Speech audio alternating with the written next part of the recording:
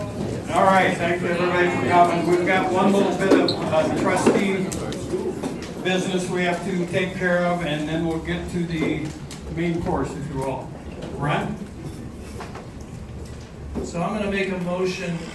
We're going to establish a citizens advisory committee. We have several people for that. And so I want to make a motion to start that committee, and I'll volunteer to be the chair for that committee. I'll second the motion. Yes. Yes. Okay, bear with me for about 3 minutes of background information.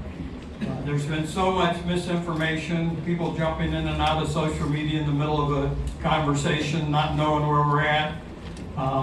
In 1958, roughly, we're not sure of the month, some of the records were lost, zoning was established with an ARR, agricultural, residential, commercial, and industrial.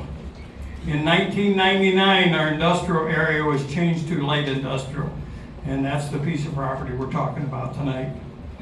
Data centers have been allowed in our zoning as they are and have been all over Ohio and the nation. They're all over. People don't even know where they're at. They're in Urbana, they're in Kent, they're in Hudson. Most companies have some kind of a data center, and that's why we allow them. With the growth of AI, Bitcoin mining, personal use growth, and etc., the mega data centers have blossomed, and that's what our concern is and your concern is. In April of 25, we removed data centers as an approved use and made them a conditional use with a list of conditions per our outside counsel and the Portage County prosecutors. That's where we're at with it. It's a conditional use. Upon further review, as the year went by and the scare from these big mega data centers came, we looked at it again. We put a 6-month moratorium on it in November of 2025, and then in early 2026, our zoning commission recommended stronger, more specific conditions to protect ourselves. We had a public meeting, people came, people talked.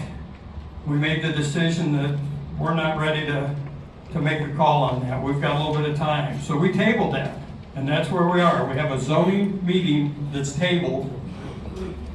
We subsequently extended our moratorium until November to continue researching the matter.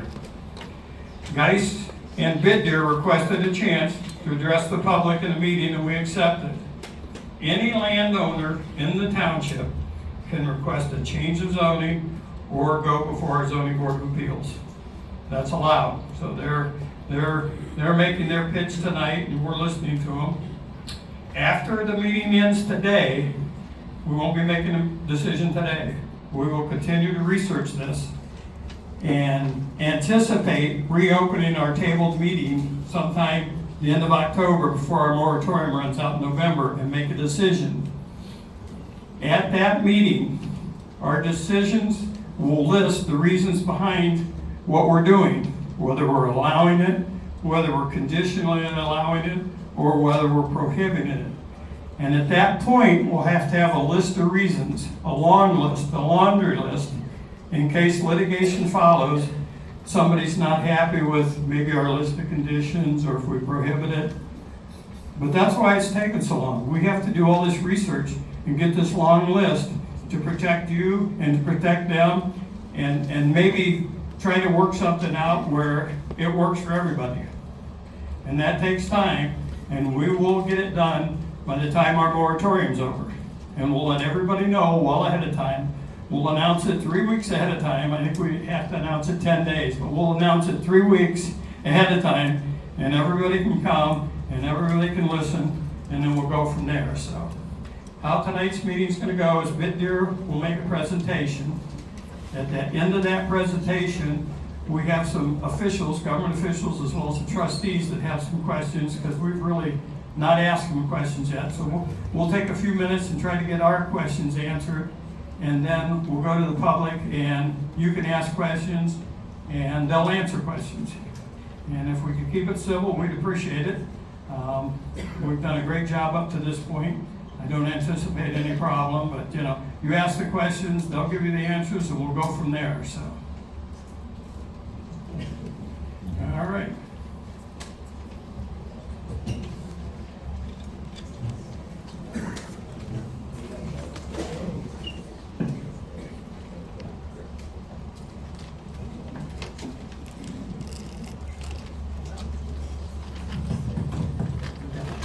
No.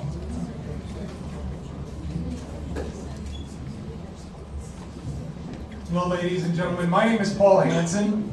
I am the chairman of Bitdeer Industrial, and I'm also the senior project manager here for North America. I'd like to say thank you for coming out tonight to hear our plea, to hear our discussions on the project that we're proposing. About 3 weeks ago, we had that open house, and we received a lot of questions from the community, and we wanted to follow up with trying to answer those questions and also to give you a better sense of what we're proposing here. First thing I'd like to do is to introduce my team that's here to provide you with information and also to help answer questions. So you got myself there, Jeremy Scons, he's one of the project managers, he's from Akron. Then Steven Silva is our legal counsel, and then Eric Heiss is our government relations officer. And then we brought in some of our engineering experts. Kevin Noble, who's mechanical engineering, Tony Clark, electrical engineering, and Brandon Klein, project architect. So who is Bitdeer? Bitdeer is a publicly traded company, NASDAQ traded, back in 2023. We're a fully integrated company, so we manufacture hardware and our own equipment, digital infrastructure, and high-performance computing. Currently, since 2017, up to this point, we've got $600 million of investment in the United States, and we have a planned CapEx of $8.5 billion in the next 4 years. We're currently, as you guys already are aware, are operating in our site down in Massillon. This is a $300 million investment with 50 plus local jobs. And the total square footage here is 180,000 square feet of buildings. We've got a quote up here on the slide from our mayor there in Massillon. Very similar to this project, we went through the civil process of dealing with city councilors, informing them on the build, making and listening to the people, what was coming up as contentious points. We listened, we heard, we adjusted our site plans and our designs to be able to try to mitigate a lot of those concerns. And the mayor of Massillon has said that we were one of the best companies that he's ever worked with, honest and straightforward, and that we immerse ourselves in the community. And then what we're promising. What is the Technology Information Center? Instead of one massive building, as you guys are quite aware of, a lot of the big AWS's, Google's, other companies that are doing data centers, we build our sites specific to the land conditions, but we're projecting to build according that way. And you're not looking at a massive warehouse, you're looking at a total of 15 different halls that we'll build, plus an office there. So what makes this different is from the very beginning, we've never asked for tax abatements for any of our projects, so we're not asking for that. We're also looking at employing between 150 to 200 jobs for this when we're at total build out. We understand noise problems, noise control issues there, and we think we've done a very good job for proof of work in Massillon of reducing the amount of decibels that go outside of our property line. And then, as far as like the power delivery, we build our own substations so that we're not connecting in to a pre-existing substation, but that way we can make sure that if we have any kind of issues at our facility, we're not throwing, we're not tripping out the power grid, or if the power grid has an issue, they can disconnect from us without causing us any equipment damages as well. Okay, I'm going to pass on to the next gentleman. Good evening,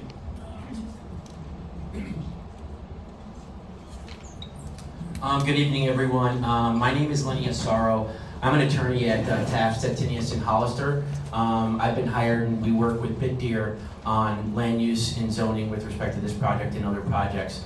I also want to thank everybody inside and outside and the trustees for having us here.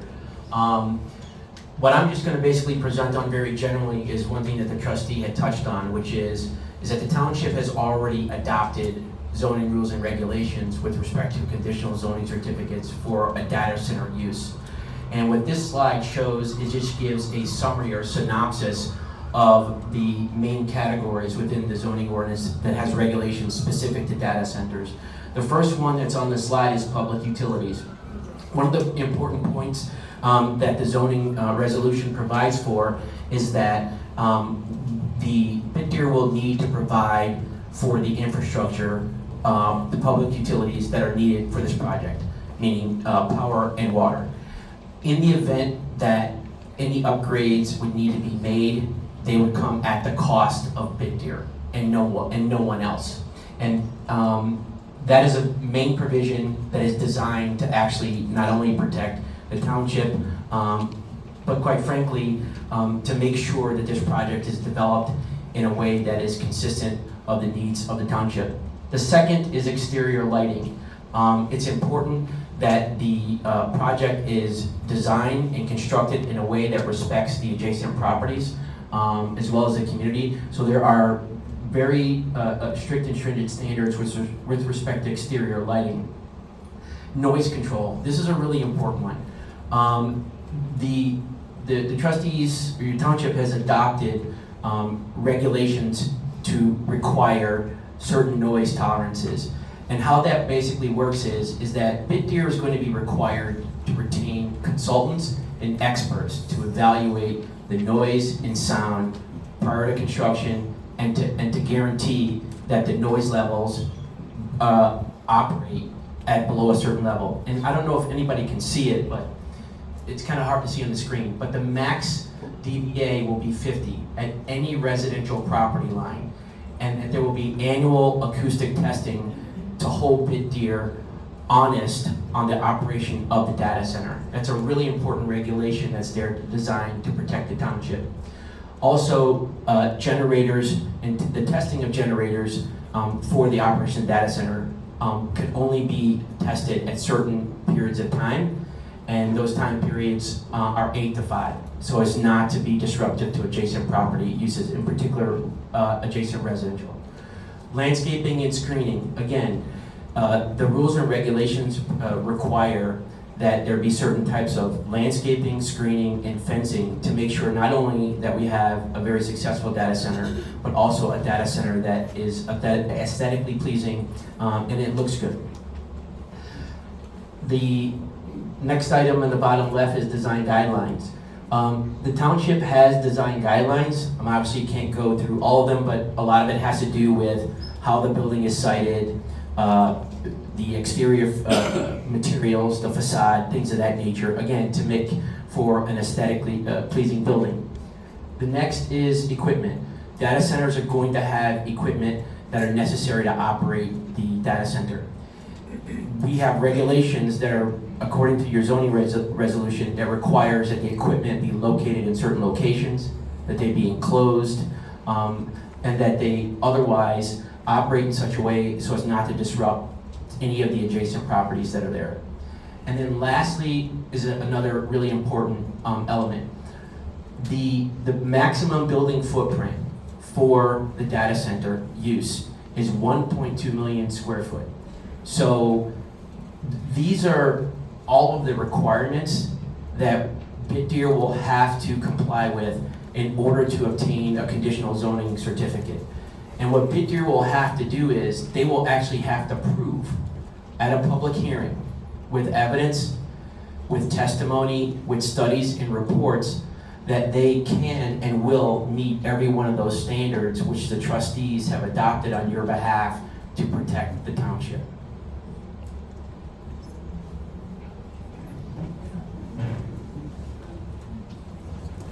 My name is Brandon Klein, Vice President of Design for Geitz Companies, and we'll be working with Bitdeer on design of the project. The project will be delivered in 2 phases. The first phase will be south of Beck Road, between Beck Road and the interstate. It'll consist of 2 tech centers. Each footprint will be 53,000 square feet and about 30 feet tall, and then also include the main office, which is about a little over 50,000 square feet of office space. That first phase will also include the sound wall. If you can see the diagram above, that will be the blue line that's dashed around the site. The intention there is to keep the noise and mitigation away from the neighboring properties and push the sound back into the facility. And also another measure that we're working on is creating mounding and landscaping to ensure also that the edge of the property is well landscaped and has some additional protections that will help with noise and aesthetics. And there will also be a substation that will also be an electrical substation that will be also on the property. Next slide. After that, there'll be phase 2. Phase 2 will be the remaining portion of the property north of Beck Road, behind the current 1 million square foot industrial building. That will include 12 additional tech halls that will all again be 53,000 square feet in size each, with a 30-foot height associated with equipment courts. The intention of the design is that they'll all be pushed out to the inward facing, so that the noise and also equipment will be screened by the buildings themselves or the landscape mounts, and it will also help with that noise mitigation that we'll get to further in that discussion. Additionally, the substation for that and ring bus that will be tapped off of the main transmission lines, First Energy's main transmission lines, and then there'll be a perimeter sound wall that will be added to the project around the northern eastern perimeter. This is one of the adjustments that was made based on the open house that we held and hearing some of the residents. One of the aspects was, why can't the wall be extended? And so in design and updating the plan, we have extended that sound wall to encompass a majority of that northern area, and then also any abutting residential property as well. So one of the hot topics is sound. And as noted, the current conditional use conditions are that the property line needs to be at a 50 decibel level abutting any residential property. So while there are equipment that will be louder than that decibel rating, the intention and design around that between sound enclosures, so in the bottom left you'll see a photo of the generator. That generator has a sound enclosure. It's a level 4 sound enclosure that'll be surrounding that generator to ensure that that is the first line of defense of the noise mitigation.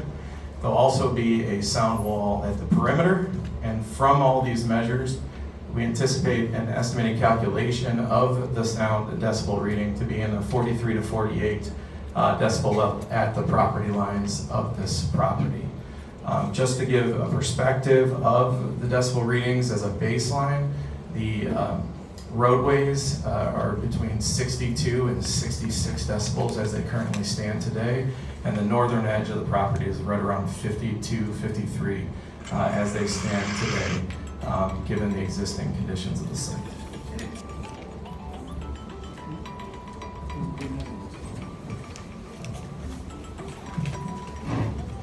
My name is Kevin Noble. I'm an engineer with a local firm here in Akron called Sheezer, Buckley, Mayfield. We're a data center, healthcare, power generation, big campus type of firm.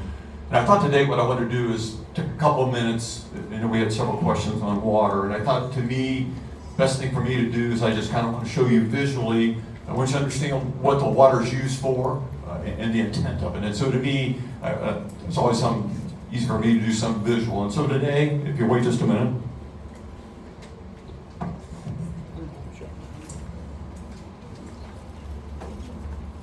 So I'll talk if you'll allow just for a minute, I'm going to hold this for a minute. But this is, I'm going to call this just a computer. And really what I'm trying to show you here is the fans on the computer.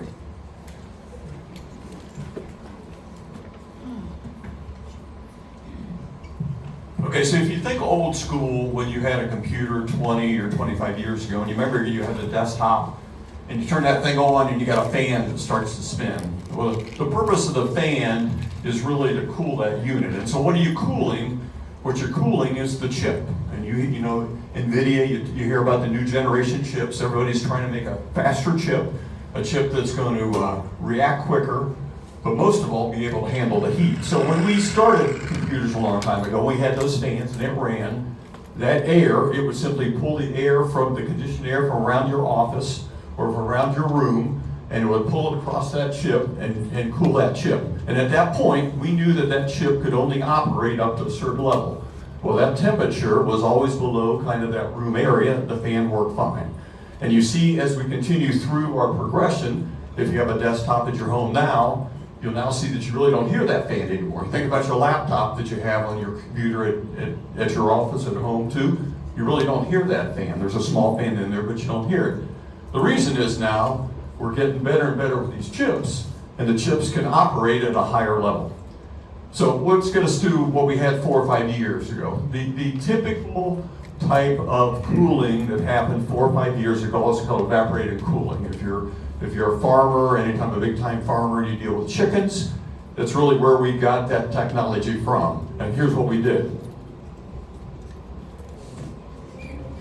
We took a membrane like this, and we had a whole bunch of water, we put it in a tank, and we run a pump, and we take that water, pump it up into a pipe, and then we would drip this water onto this membrane. That membrane would get wet. The fans that I showed you to start with would kick on, and would pull that cooler air across that chip and cool that chip down to the temperature it had to be. Now, think about one thing here. Nice thing is in Northeast Ohio, there are a lot of cool days. And so when you talk about this old technology, 4 or 5 years ago, this used a ton of water. Nice thing is you didn't have to use it during the cooler days of the year, cooler months of the year. Typically 4 or 5 years ago, the chip temperature max it could handle would be 102 degrees. So if I'm in January, if I'm in February, if I'm in November, even in October, I can just run that fan, pull this cold air from the outside, and it keeps that chip cool. So my big use of water was going to be in June, July, and August when it's hot outside. I can run that fan, it's going to pull air, but the air's too hot to keep that chip cool.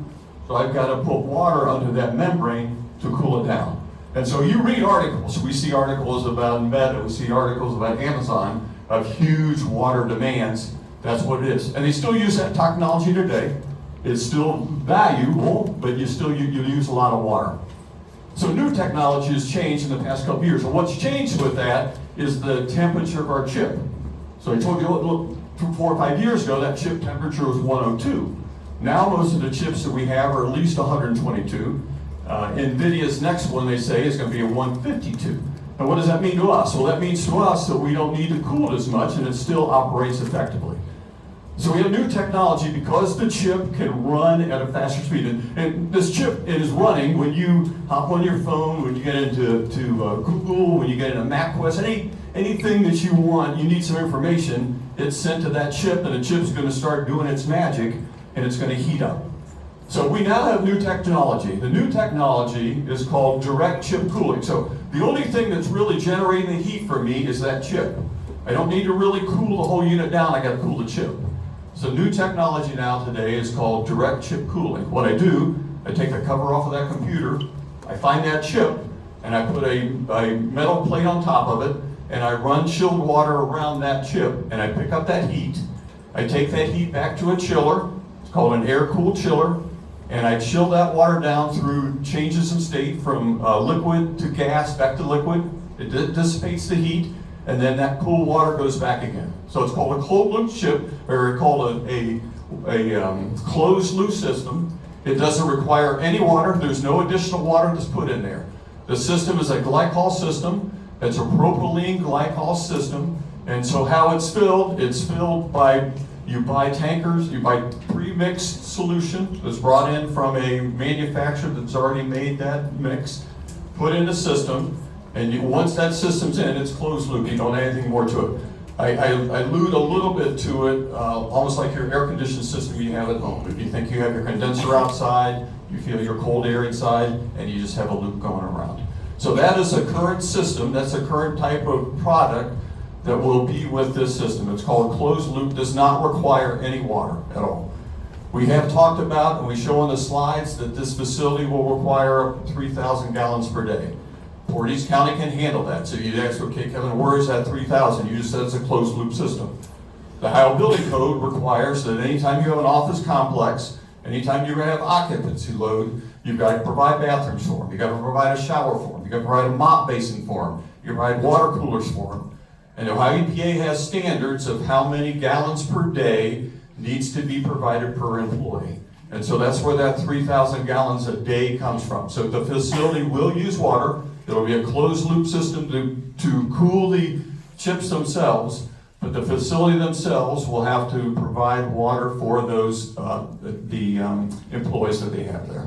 And I think on this one of the chart, if you want to flip it, now you go to one more.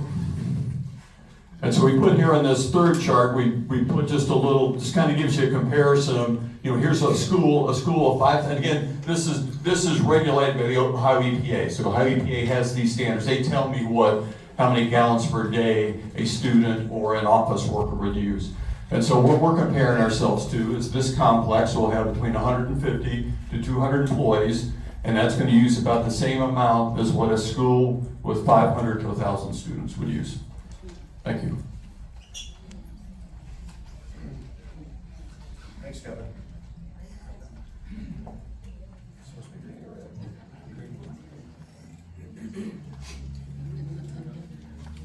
All right, thanks, Kevin. My name is Jeremy Scons. I'm with Bitdeer, project manager in Massillon.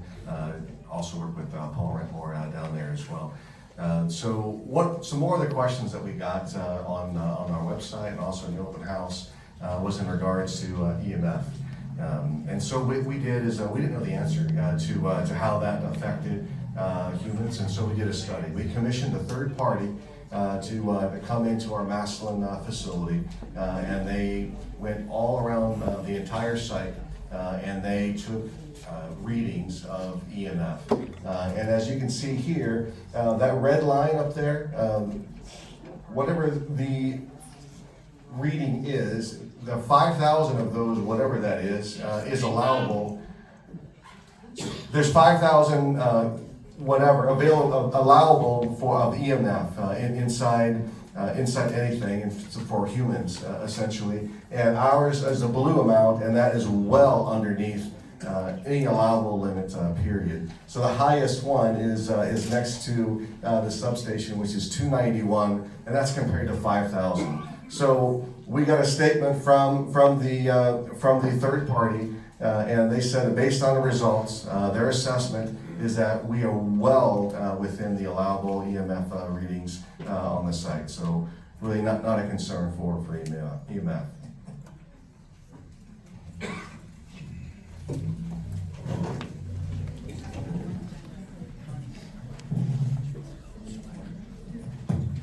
Hi, Tony Clark. I'm an electrical engineer for another local engineering firm, Great Oaks Engineering. I'm here to talk about the electrical system. Part of our job is to design these, work with the utility, understand interconnection, rate structures, that kind of stuff. So I'm going to talk a little bit about that today.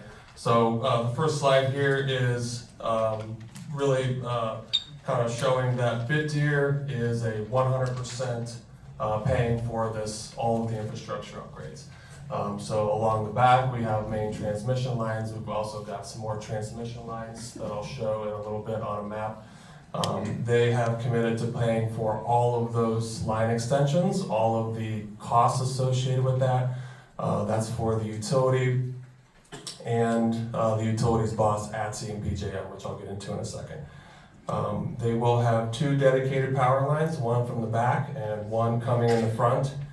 And as part of the new rules and regulations that First Energy has implemented over the past 36 months, they are financially bonding this project. So if the project, something happens with the project, it will be completed at no cost to the ratepayer or the taxpayer.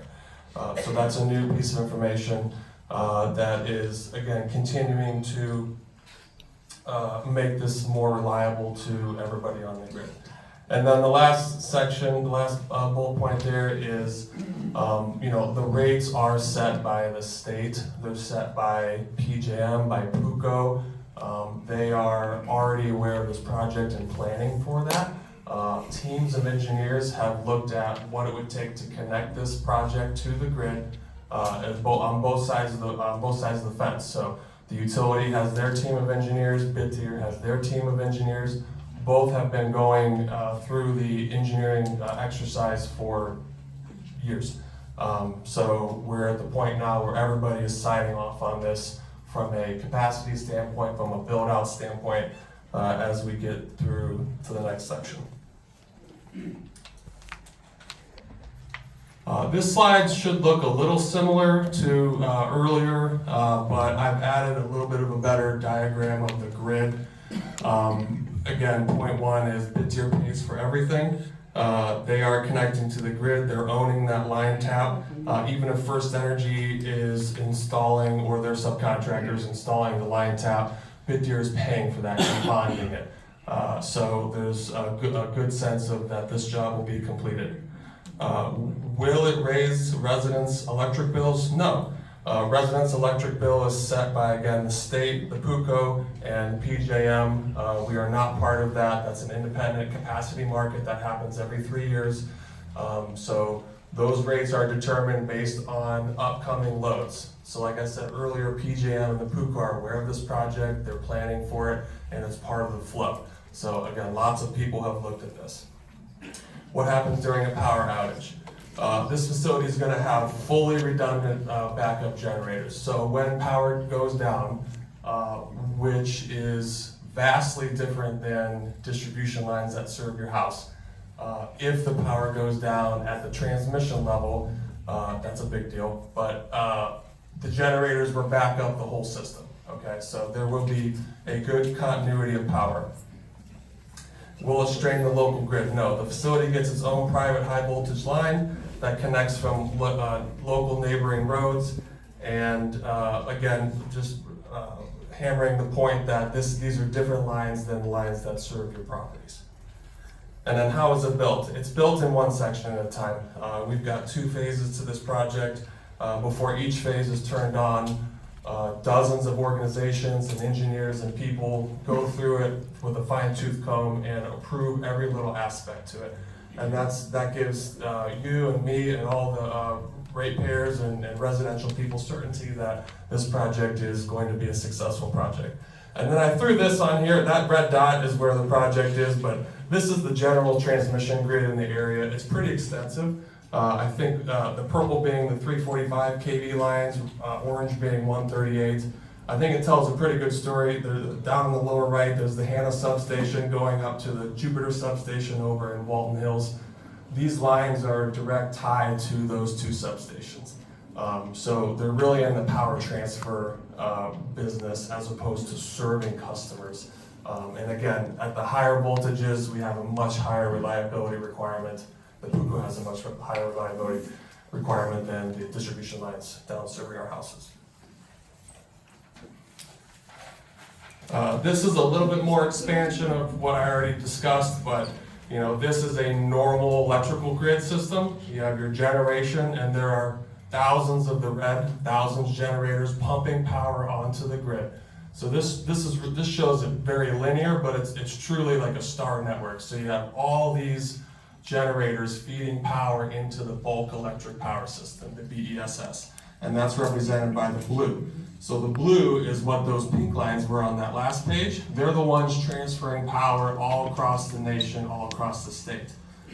They are highly reliable and very good lines. From there, you tap off for your local substation like we're showing on the top, so that green transformer up top. that will feed local industry, local residents, commercial properties, that kind of thing. And then those same lines we tap off to feed transmission customers. So Bitdeer is a little bit different in the fact that they will be pulling down power from the T line, so from the transmission line, which is really high up on the pyramid. Again, a more reliable source. So that's a normal grid for you. And then my last section here, just to talk about site lighting, and Brandon kind of alluded to it, but as part of the zoning process, they'll go through the full lighting analysis to make sure there's no light trespass onto your local properties, to make sure we're dark sky compliant, which is the light looking up. So, if you're flying over, it's not this giant, bright beam from the sky, but it's actually dark. And that's a code compliance that Bitdeer is committed to following. So this is just a quick layout that we did to show compliance on that. Obviously, we'll get way into the weeds through this process. Some of the typical fixtures we use. What's not shown is, we do house side shading. So if you are one of the properties nearby, we'll put shades on that light so that there's zero light moving past a certain point. All these things that we're going to do, and again, following township standards through this whole process.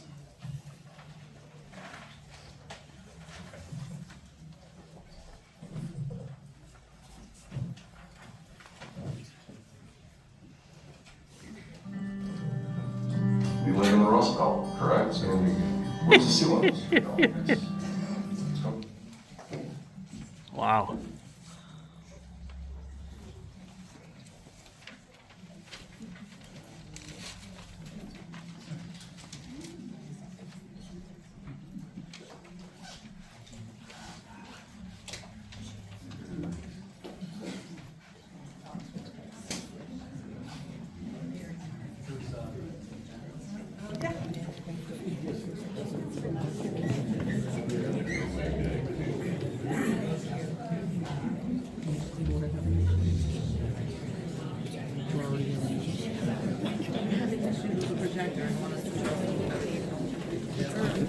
Brownouts already.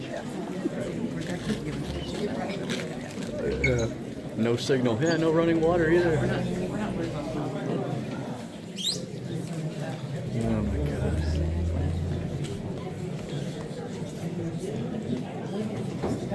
Okay, so hi, my name's Eric. We have a quick video that's on YouTube. It's about our Maslin site, and switching between YouTube and the presentation is giving us trouble. So apologize. Yeah, that's what I'm thinking too.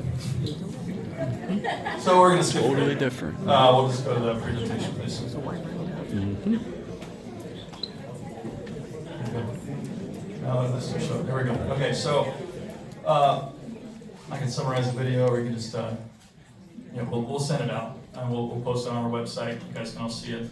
It's impactful. It talks about what is happening in Maslin, the local jobs, the induced jobs, the jobs that come not just by the construction or by the people who work there, but in the community and the impact that has in the community. Again, real quick, I'm Eric. I'm from Southwest Ohio. My family has a small family farm down there, and when I grew up a long time ago, I left the state. It was during the brain drain, and I wanted to go work on the East Coast and do something else. I was lucky to meet a girl from Ohio. We moved back here. We have 3 kids, and I'm proud right now to be out there talking about projects that are growing jobs, high-tech jobs of the future here in Ohio. And so, talking about Maslin, after we didn't show that video, and we'll post it on the website. So there's, right now, at 75% build out, there's 45 jobs there that are not management. 100% of those 45 jobs, all of those men and women live within 5 miles of the site. That's a big deal for Maslin. They're not coming from Canton or Cleveland or Columbus. In Maslin, we've already started partnering on STEM education. We're working with local high schools, trade schools, colleges. We brought the local high school computer science class through the site, and we're not even fully built out yet. Just to share with them what a massive server rack of computers and HVAC looks like and what it does and what the jobs that they're looking at in the future might look like. The way we talked about the local workforce, and like what I told my personal story, it's very important to a lot of small communities that you can learn, work, and live in your community that you grew up in, that your family's in, that you want to be in. So we want Portage County residents to build careers at home. That's a big part of who Bitdeer is. It's a differentiator from us. So we're looking again at jobs. Phase 1, it's up to 50 jobs, full-time local jobs. We're looking at management, engineering, and finance, network ops and power systems, operations and entry level. These job positions that we're planning in Shalersville, those are jobs that exist in Massillon right now. Electricians, level 1 and 2, safety coordinators, inventory specialists, HR business partners, security guards, facilities manager, logistics technicians, operations technicians. An operation technician is somebody that does maintenance on the server racks, takes out bad servers, replaces them. And all those things are trained on site. Like I said, 45 people that work at Massillon were trained on site. They all live within 5 miles. We didn't bring them in from Cleveland or somewhere far away. They're trained on site because they want to work hard. They understand how computers work, and we train them there. And so at full build out, we're looking at more than 150 jobs. Because we know that because of the size of the plan, and there's also 400 construction jobs. These are not just bringing in a company from far away and then they leave. These are 400 5-year-long construction jobs for local construction companies, for our friends in the trades, electricians, for the union workers. This is important for families that live in this whole area. And I live in Ohio. I know Ohioans like to drive. They like to go places. But these are where you don't have to drive far away to do your trade, to do your job. Does this mean it's going to be 3 times as big as the Massillon job? We're gonna have a question and answer when they're done here in just a few We're minutes. going to get those, right.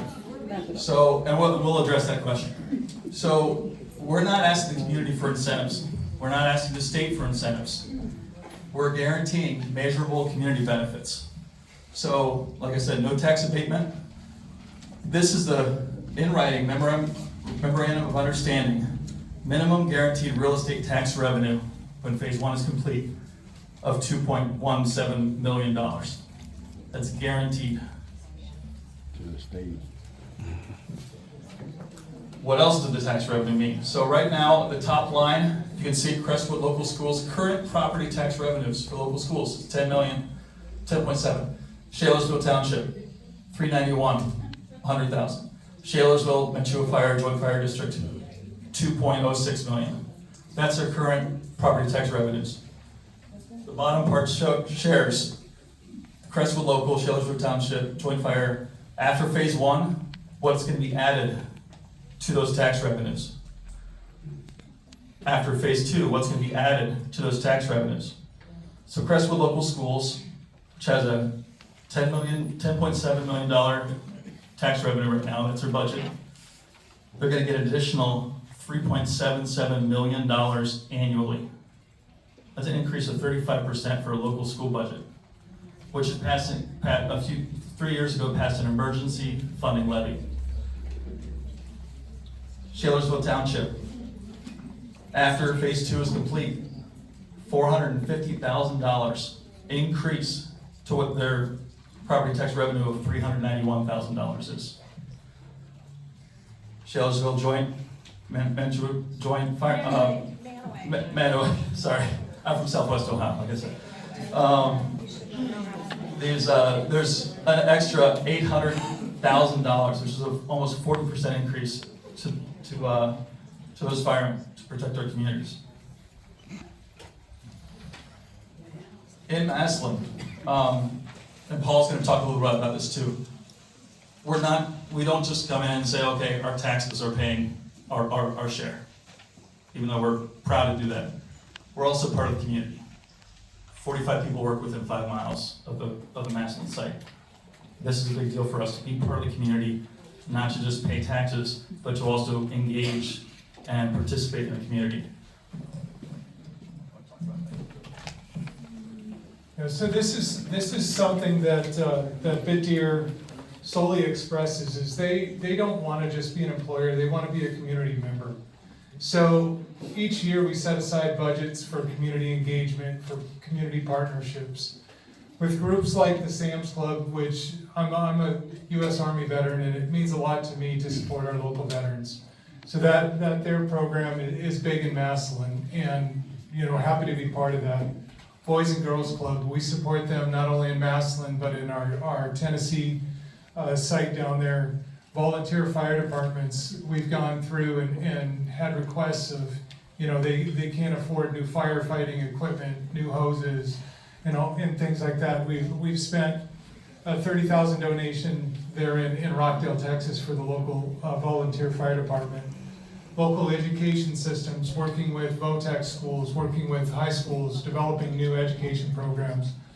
Last year in Massillon, we helped support the 4th of July Community Support Foundation there for the fireworks supporter to put on the events for the 4th of July.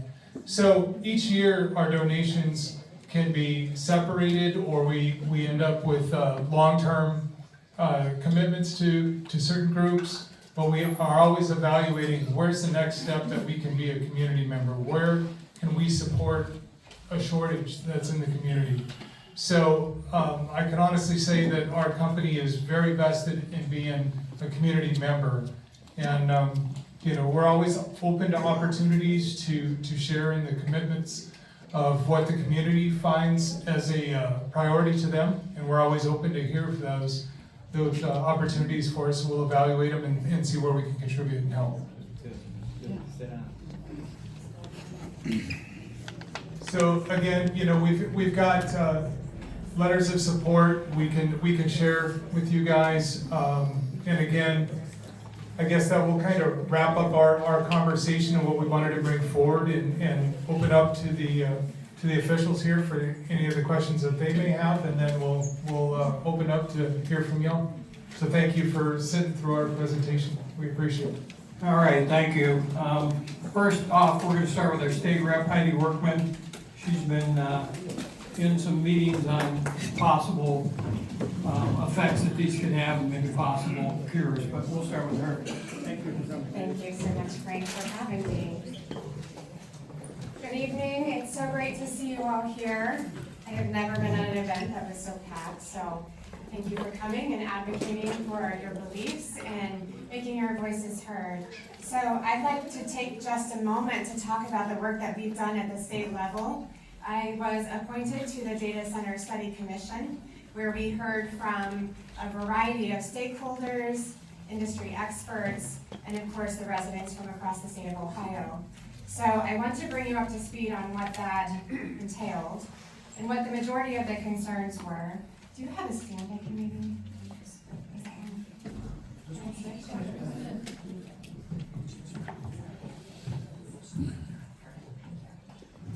That's much better.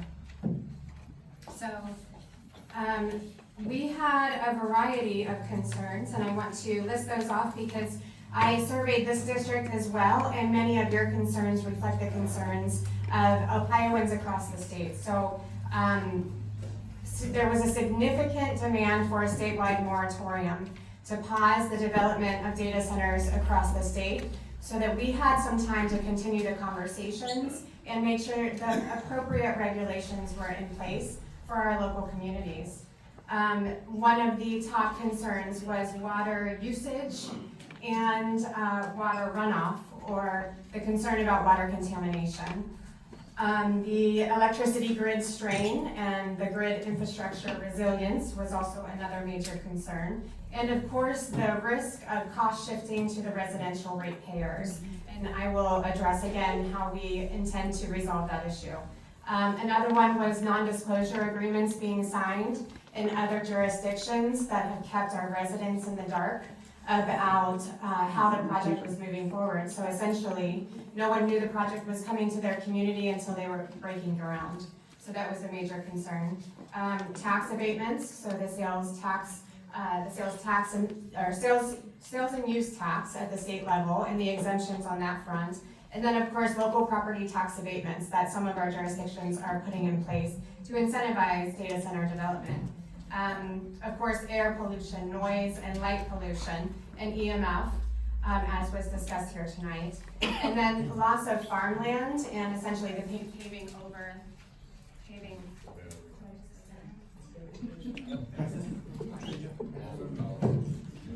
over our prime farmland was a major concern. Minimal permanent job creation relative to incentives that were given, fossil fuel dependency, and the AI economic bubble. So these were the major concerns that were expressed to us at the state level.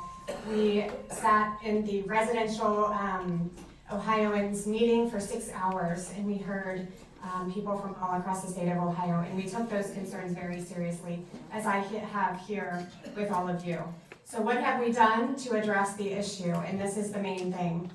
We have introduced House Bill 646, and we were sending it through the House and the Senate chambers very quickly. We're talking within 48 hours. So it was extremely rapid to try to bring legislation to the table for Ohioans moving forward. And I'll explain in a minute why there is such urgency. What we did was we intended to codify the governor's moratorium on the sales and use tax exemption, which meant that we were going to end the incentive in the sales tax at the state level. Codifying what's called a data center tariff.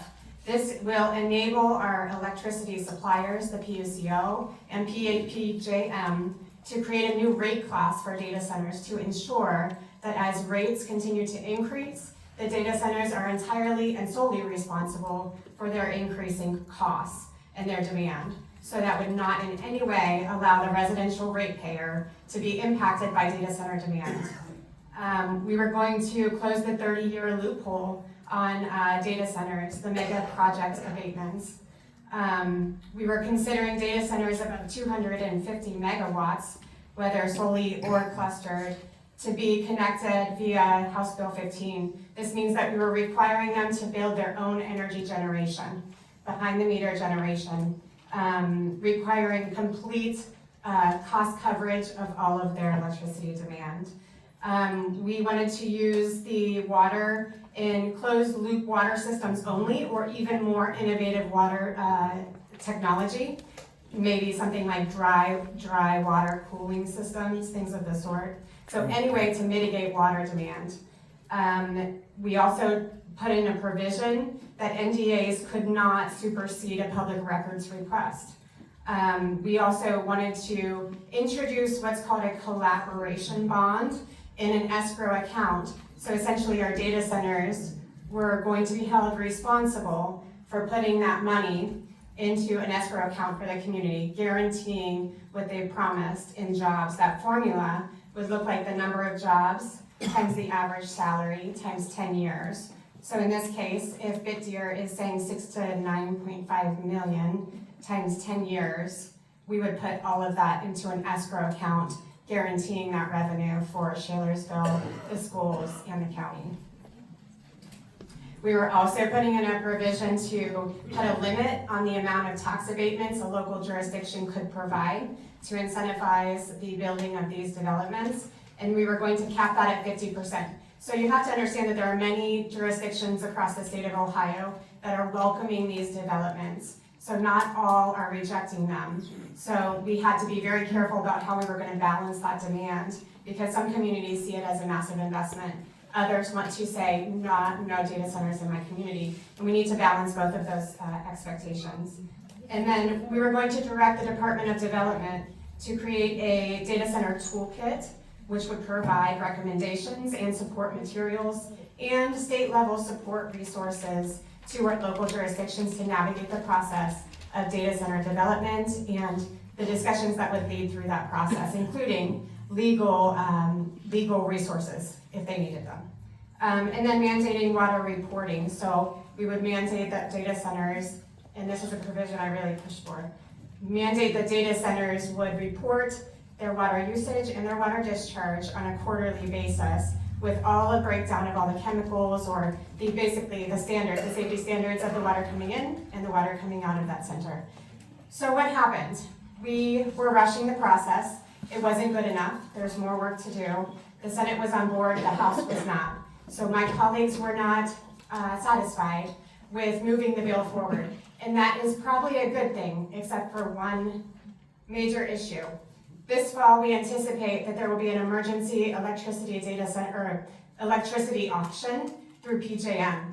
So PJM is going to be a major issue here for us. It's the electricity supply for all of Ohio. We share a co-op essentially with 12 other states. We are completely dependent on that electricity supply. The state of Ohio has increased our electricity output by 20%. Unfortunately, that 20% is being siphoned to those other 13 states. So that's why you're not seeing a decrease in your electricity bills, because that increase in our supply is being siphoned off to other states. I have asked, what can we do to eliminate our dependency on PJM? And the answer I've received is nothing. There's nothing we can do, which is very discouraging. However, I asked this question in our Data Center Study Commission of big tech. I had Meta, Microsoft, Amazon, and Google at the table for the first time I've ever heard of in the same room. So I took the opportunity to ask them, is there an opportunity here that data centers could eventually help power our grid and feed back to our environment and to our communities, rather than being reliant on PJM? And they said yes. And in the future, that's the intention that they intend to move forward to. So that's very promising in my opinion, because energy is a major problem in this state. So I will leave it at that. If there's anything else that I can address as we go, I'm happy to take questions. It's Julie. So you said HB 646 didn't pass?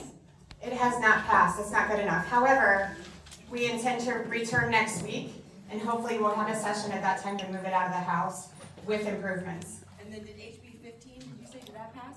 HB 15 was last year, Okay. and that allowed our big providers to build behind the grid energy generation. Did that one include the collaboration bond? No, 646 would. Thank you. The tax program is saying it would be quite likely to collapse within the next couple of years. That the rates could go up as much as 75%.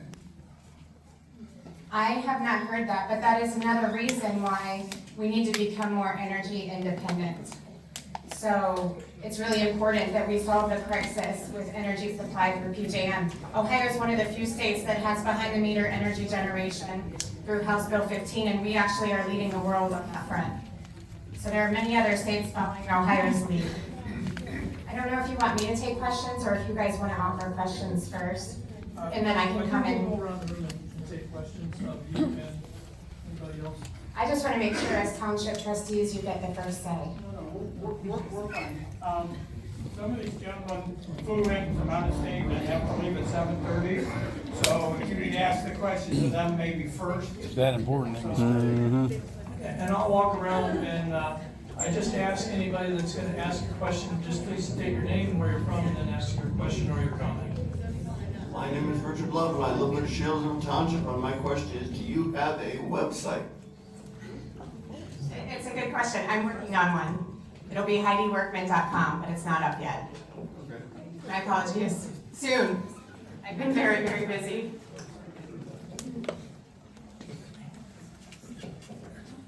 Hey, I'm Nick Cottrell from Ravenna. Hey, with so many buildings being up, why don't you guys go solar?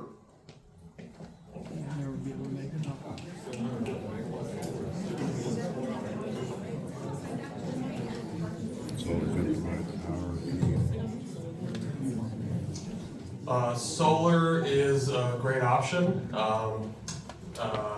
The size of this site, it would take 10x acres of solar panels to fill it. But I think Bitdeer has committed to some aspect of renewable energy as part of this project.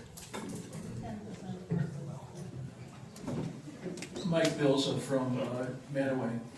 where is the water going to be coming to cool, or to bring drinking water and all the rest of it to the people in the facility? Where is that water coming from? And will it affect our wells?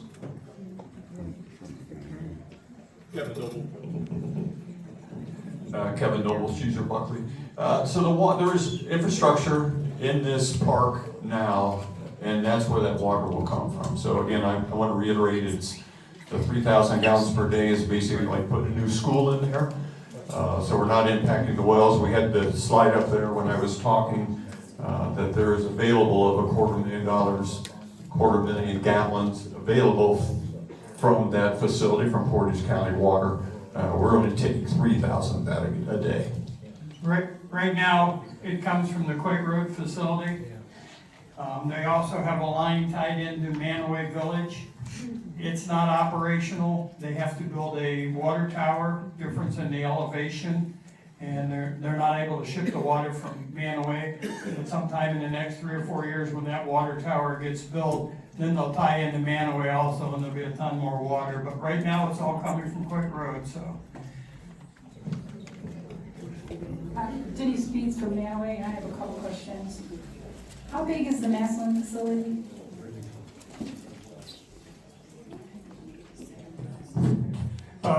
The Maslin facility is 32 acres, and it's 220 megawatts for this size of that. And how big is this one gonna be? This one will be 750 megawatts. How many acres? 50 employees in Maslin. Yes, ma'am. 45 according to that last gentleman. At current, yes, ma'am. Then how are you gauging 150 to 200 here? Well, you take that 45 currently, and we're not at complete build out. So we're expected to be 55 or so full-time once that site's fully built. So you take that times 3. 3 plus will give you 150, and then, the connection from there. Okay, so 750 megawatts is what this one is gonna be? That is correct. That's a super center? That's a super data center, right? It's a data center. Okay, are you going to allow outside third-party experts to come in and do the testing every so often to check on the water, the noise, the light, and all that kind of stuff? Absolutely. That's already part of it. Yes, ma'am. And then 3,000 gallons of water per day, is that per building or for the entire? Full total site build out. All right, and my last question is, who is gonna supply our fire department with the necessary equipment and training to handle a fire at these facilities? Because they don't have it now. We actually had the fire chief and one of his lieutenants come down to our site in Maslin, and at that point, they didn't have any concerns for what we were gonna use for fire protection. So we will cooperate with the local fire department. Any kind of training, any kind of additional equipment that they might need, we will be there to support it. Can you explain your fire suppression system? Yes. Yeah, well, down there, our code does not require us to have because of the type of equipment that we're using down there. We don't have overhead fire protection there. It's not required. But we do, here we'll be using a dry system. So basically, if you have a hot area and it pops a sprinkler head, it'll depressurize the line and focus the water delivery directly to it. Okay, this is my last question, I promise. What happens in the event of the polypropylene glycol leak? Everything will be in containment. So any kind of leak, when you use polypropylene, you have to have containment to handle, I think it's 1.5 times, and I've got to get this number exact, but I think it's 1.5 the size of the largest capacity in that stream. So that if you have a leak, it's all contained within a containment cell. And then anything that, if we were to have a leak, it would be sucked up and evacuated and removed to a treatment facility. And nothing goes down the drains, it's all captured, vacuumed out into removal trucks, because we'll bring that in as a premix. Same thing when we have to change out the propylene. It's vacuumed out, completely pulled off, and then hauled off to a treatment facility. Hi, my name's Jill Corbett, I'm a Shalersville resident. My concern is our property values. So many of the residents here do not want a data center, and it's a lot of negativity around it. our property values, what's going on in Massillon? Have they dropped? Does Bitdeer, could they guarantee, you know, if our property value is right now $1 million and this comes in and our property value drops to 500,000, are they going to be guaranteeing anything with property values? That's a good question. So there has been no noticeable effect with houses, even around the Massillon site at all. What will this do is that with the increased property taxes that are generated from this site, it'll improve the school system dramatically. Imagine them being able to spend an extra $3 million every year. That's more than 30% more than what they're able to spend now, which they can increase the school system enough to provide a better education, better facilities, which would then drive up the pricing of the land value of your properties. Good question. I'm Karen Awani, Shalersville Township resident. The unit that's down in Massillon, is that one level, one floor? Or is it 2 floors, 3 floors? How is it built? Ma'am, those are one level. Okay, my question is then, why can't you just build up? Why do you need to come here? You've already got that one going. You seem to be living more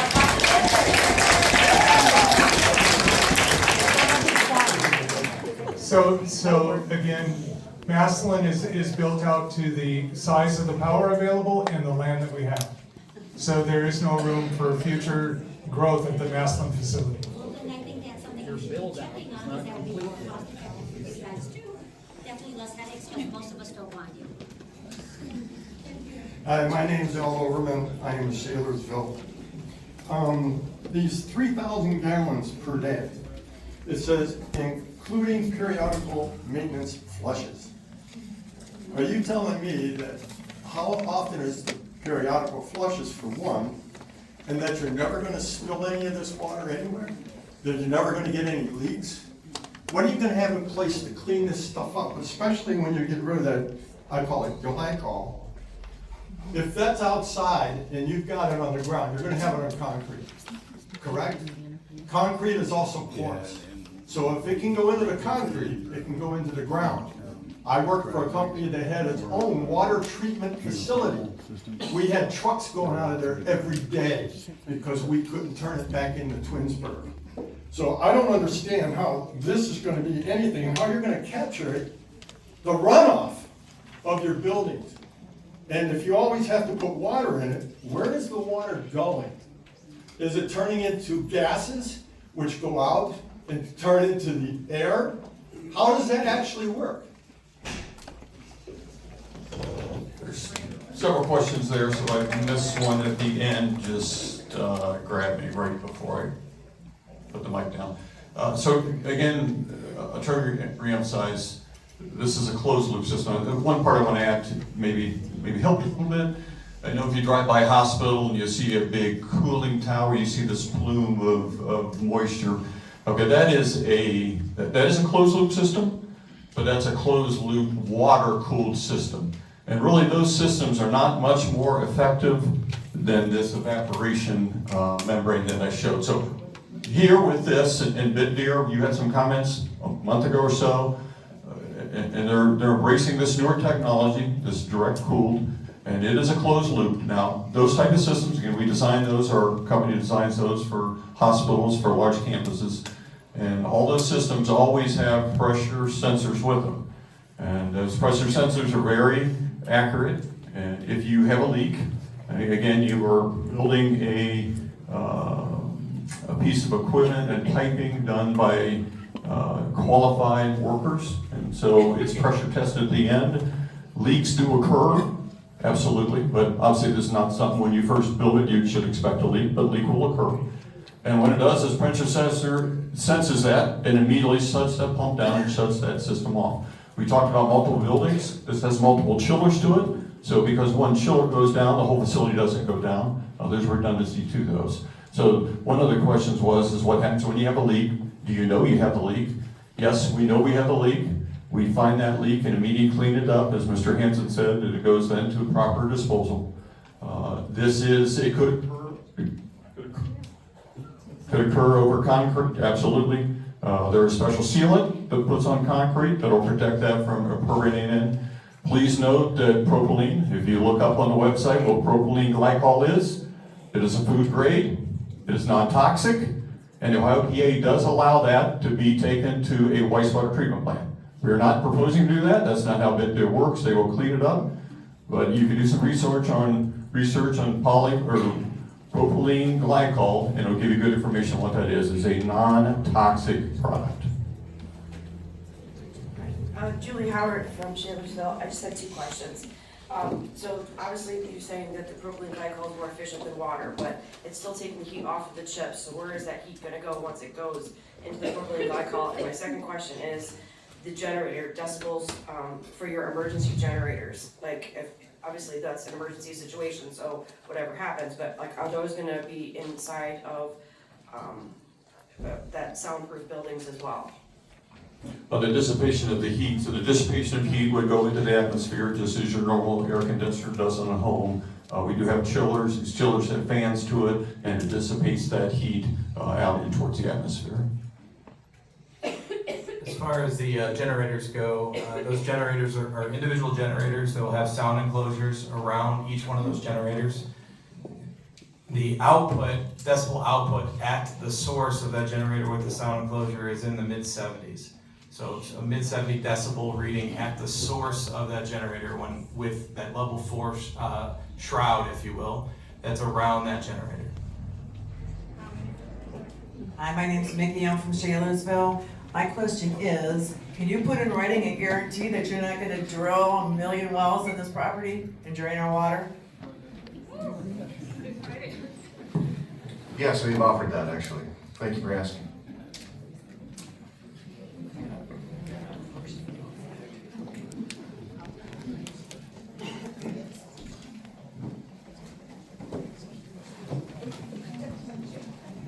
My name is Raina Schilling, and I live in Ravenna. And I'm wondering if your buildings are standard buildings, or you would make any attempt to blend into the aesthetics of the community.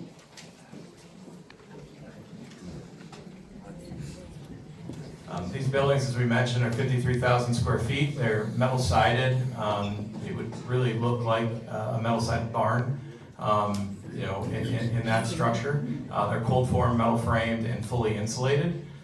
So it would try to keep as much of basically the heat out and the cool out in the cold months. So it would be aesthetically similar to any kind of corrugated metal siding. And it could be any color as well. The ones in Maslin are of a white, almost light gray color. Hi, Ilana Pomerelli, I'm from Auburn. So I'm not quite sure, maybe I missed it. Did you address that gentleman's question about the water discharge? I heard something about you might treat it or might go to wastewater, but I don't think that was addressed. I'm not a big fan, I actually have a couple questions. I'm not a big fan of chemical-laden waters being discharged into the area. The fact that there's a lot of wells here, the fact that we're on the Mississippi watershed, the Ohio watershed, I mean, are we trying to poison like the whole state? I mean, not a fan of the chemicals in general. 1, 2, I heard something, I was outside for the first part of the meeting. I heard something about a sound shield or something, but I'm concerned about bees in the area. There's a lot of beekeepers. I don't know about, I heard that these facilities make a lot of noise, like a general hum, like 24/7. Vibrations, what about like echolation for bats? What about bees? How's that gonna affect the environment? I haven't heard you addressing anything about environmental, what you're gonna do to replace what you're doing to the environment. I haven't heard anything about trees or parks or water, anything protection really. I've heard you're protecting your facility, but you're not protecting the water around here. And what are you doing, what is the expected profit for this facility every year? Because you're giving away $1 million to the school district. I'm sorry, but in my mind, that's like big whoop-de-doo. You're gonna be $1 billion facility probably. So I think you need to do a lot more before you come here and talk about you wanna build this. That's my opinion.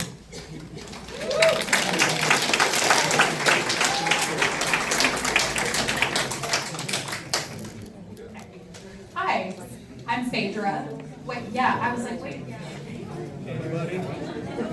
Go ahead. Yeah, I'll answer the water question. The water question was, what do you do with the wastewater discharge? The 3,000 gallons per day is human waste. So it's black water, gray water that we would get when you go to the toilet here. So that is generally accepted. Again, I showed the slide about the school district. The school, it's really nowhere in a school, nowhere in an office. This is the only waste that's coming out of this facility. The only waste coming out of this facility is human waste. Whatever we do in the toilet, we do in the bathrooms, or we do in the kitchen. She had a question about the environment. Yeah, I'm gonna address that one. Yeah, the other water is a closed loop system, so unless I'm not understanding the question right, it's a closed loop system, meaning there's no water goes into it, no water comes out of that. It is glycoled. When it's filled by, a tanker brings it in, they fill it up. Typically the lifespan of propylene glycol is about 5 years, so in 5 years, they will pump that out, as Mr. Hansen said. They'll take that away in a tanker and dispose of that and refill that. So there's nothing being added to that. There's no daily water added to it. There's nothing coming out of it. It literally is a closed loop system. It's like your air conditioner. What about the bees? Yeah, I'm gonna answer the bee question. So, great question, I'm glad you asked, actually. So, I can speak for the Massillon. So, number one, we had an EMF study, and there was, we were way underneath the EMF. So it's volt per meters. I did Google that, what the VM is. It's volt per meter, and the acceptable level is 5,000. We are negligible. That's the slide that was on there. It's like 200 is the highest point for that. So at the Massillon site, we had actually, even when the facilities were on, we had a queen bee land in our site, and her whole hive was located to our site.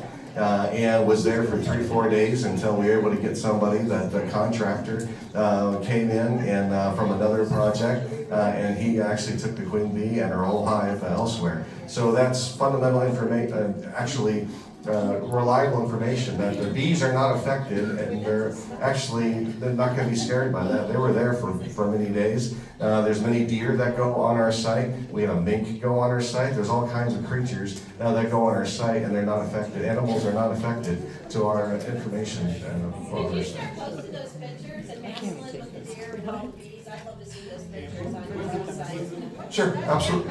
We have pictures of the bees. Wildlife that are running around your data center. Absolutely. Also, that's a much smaller facility in Massillon, though, that we're talking about, right? So how do you know that the sound level is going to be comparable at this facility to the Massillon one? Because we have third parties that take those studies. So. Do you have like a recording? Do you hear what that sounds? We can maybe put that on the site. Well, again, it's less than the turnpike noise from that you can hear from there. It's just a low hum, and you won't even be able to hear it. Like my office is on site, and I can't even hear it in my office. Sorry, also you did not answer the profit question that you guys expect to make. What is the expected profit amount per year for this center?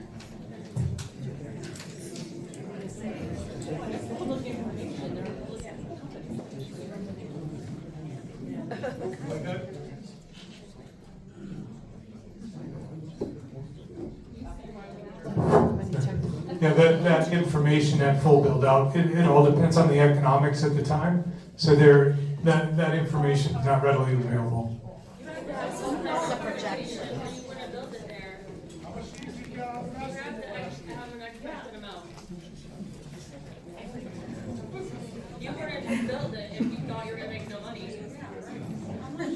Hi, my name is Phaedra. I am a recent Kent State graduate. I just earned my PhD in biomedical sciences. And I live in Stowe. I came all the way out here because I'm part of an organization that really cares about our communities and our people. And as a biomedical scientist, I have questions specifically pertaining to infrasound.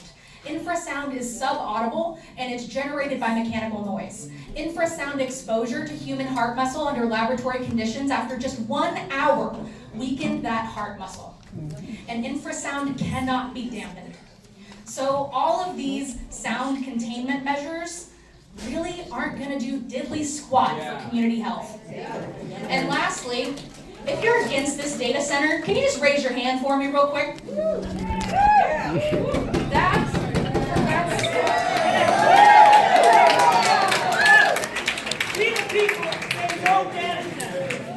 Hi, I'm Nancy, and I'm wondering if you took into consideration down the road the Hattie Long Foundation for Children that are autistic, and you say the sound waves aren't going to make a difference. Can you prove that? Because there are a lot of children down there, and there's other. I have a granddaughter that has a condition that this could affect, and I don't really believe you that you're going to say, oh, I can sit in my office and not hear it. When we can read articles that say about the hum that drives people crazy. And this lady back here that just told you, she went to college for this. So I feel as though you're trying to pull the wool over our eyes just to get your data center in a community that we do not want.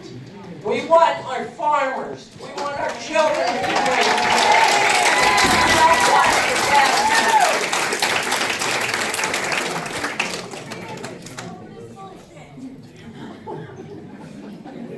I'm Tom Schaefer. I live on Infirmary Road. My property actually touches your property. I have a couple questions, but one is about the bees. I'm a beekeeper, so there's extensive studies of multiple things. The heat that's generated from them. When a queen goes out to get mated, goes up way up. It actually makes the drones sterile, the heat that's generated from those. The vibrations from everything messes with their navigation system, so they can't go find their flowers, they can't come back to their hives. And then also they're drinking water. Everywhere on my property there's water, they're there. So anything that's leaking around or is anywhere, they're also going to be eating that too, I guarantee you, especially if it's sweet, like whatever you said. Glycol. But then my other question was, Eric, is it? So your house, your farm down in southern Ohio, you have a data center near that? Yeah. Yeah, amen, yeah. Yeah, there's two. Is there one close to it? There's two down the road, but they're not counted. Okay. So the size of this one? Yeah. The size of what this is? I gotta look it up. Okay. So, and then the sound, because my property's down there, I'm away from the turnpike. I'm on the north side of you. If you're reading the readings for the turnpike, I can hear them at my house, but if I sit in my backyard with my meter, it's 24 decibels when I sit around a campfire. And the turnpike isn't, yes, there's a low, then you'll hear a Jake break, but it's not 24/7, 365 days. Now you moved my house right on the turnpike. My house has value because it's not right on the turnpike. But by moving that, and you move that sound from there down to my property, now I'm on the turnpike. My property value is decreased just from sound alone. First off, Tom, thank you for coming. I know we had a long conversation at the open house about your condition and what you guys do at your property. I can say that we are working with sound engineers that are isolating noise at different frequency levels because it does affect different animals, people, and things differently at different frequency levels. Those studies are being done right now and are being analyzed to be able to provide you the answers that you guys are asking for.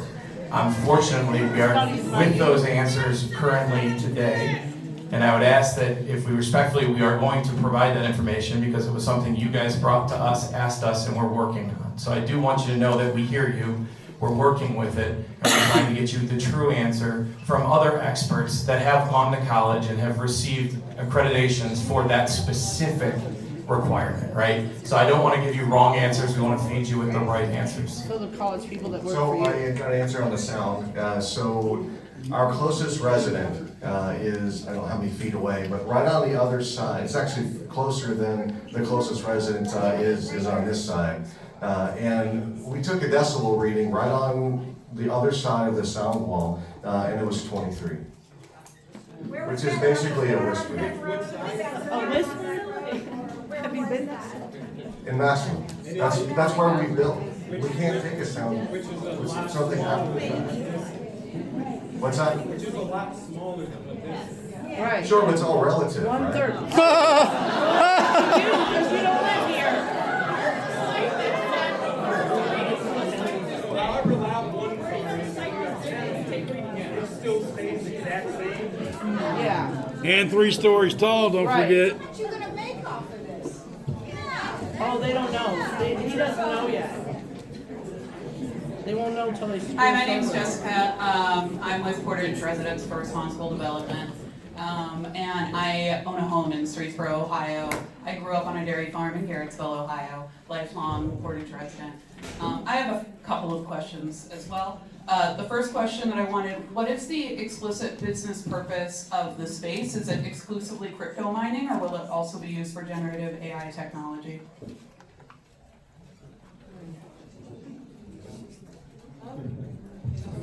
It'll be not for crypto, it'll be for data centers, straight data. What kind? What type of technology will it be used for generative AI technology? Not necessarily, it could be cloud It could storage. be. Okay, so then I have a question. Since generative AI can be used to generate CSAM materials, which stands for Child Sexual Abuse Materials, which is not illegal under Ohio law, and this building will be located within 1.1 miles of a school, how will you guarantee the citizens that the servers will not be used to store, transmit, or create child pornography? How about that?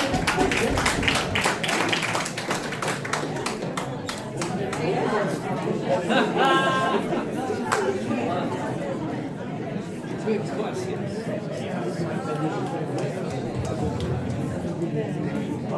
I'll have to find out what kind of restrictions or how they control all that. I don't have that answer for you at this time. I will definitely figure that one out. But I thought you were there. My other question, you mentioned that a third party will be auditing the sound levels annually. In their testing methodology, will they be testing sound levels at night, or will they just be testing during the day? Sound study standards would take an average mean, and that's what that decibel reading would be. It would be an average mean decibel reading over a period of time. And that's the testing standard for providing that information. So that it would be a duration of time that would be longer than an hour, or more likely a multiple day scenario. For example, sometimes it's mostly a 3-day scenario, and it would be during normal operating hours, continuous. So it would be, let's say you start on a Monday, it would be a 3-day period, all day Monday, 24 hours, all day Tuesday, and 24 hours, all day Wednesday at 24 hours. I think the question is, you have higher sounds during the day, but people sleep at night. So if your facility is running 24 hours a day, will you maintain that sound so that people can sleep at night, not just an average sound in the middle of the day? Because then if you average it out, your sound at night would be higher than it should be. So there's also different frequency types, right? So there's different sound sources at different frequencies. So all of those aspects will be isolated in different categories, and then the data will be provided conforming to the conditional use. And we will not use the generators at night, we've already stated that.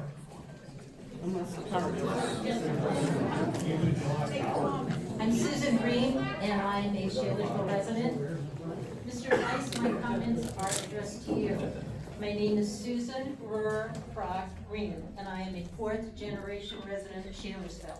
I live and was raised on the other end of Beck Road. My maternal grandparents owned and lived on the very ground we are discussing today.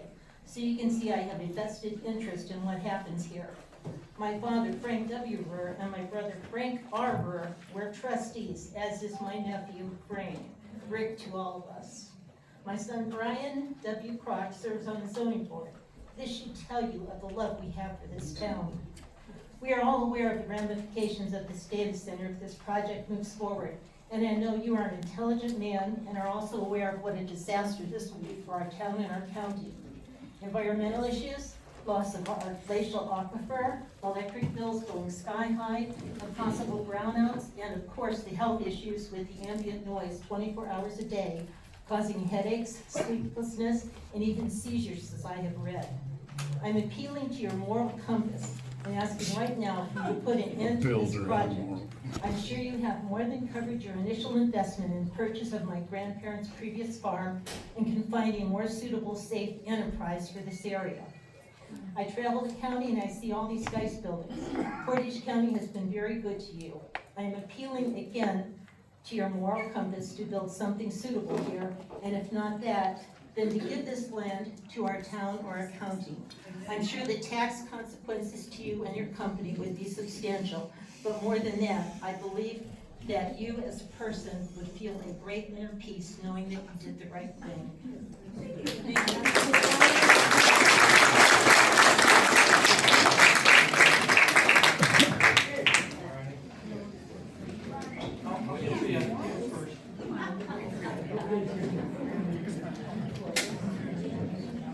My name is Gary Lawrence. I'm from Shalersville. You guys sound like a bunch of used car salesmen. You've been well versed by Geis and your cohort, who Geis is in cahoots with. He's going to get all the building. He has all the people. You're saying we're going to have 200, 300 people. Geis has the people to build these buildings. He's not going to bring in new people. He's got his own people. So from this point, I heard the same thing that they had down at Geis's plant. Outside were the people that were waiting, talking about what they're going to do. One lady said, "Can we put up a little stand?" And they were all mostly elderly, by the way. And you guys were smart by holding it at 11:30 till 3 o'clock. We're working people. Yeah. We couldn't take off work. Next thing is, the people outside, it was hot. They had no water. They asked to put up a little tent with water. I would have supplied the water. And guess what? You know what they said? No, you can't do it. Yet right across the street, the new company that's in there from Germany said, "You can put it up on our property." Stop yourself in the foot. Everything that you're promising, other facilities haven't gotten. They're suffering because of you're just not capable of doing what you're saying you're going to do. And that's why other communities don't want you in their community. Yes. Put it on the ballot. Put it on the ballot. How about you let us vote on it? Real quick, folks, about putting it on the ballot, we've been researching this, and this is one of the reasons it takes so long to do it.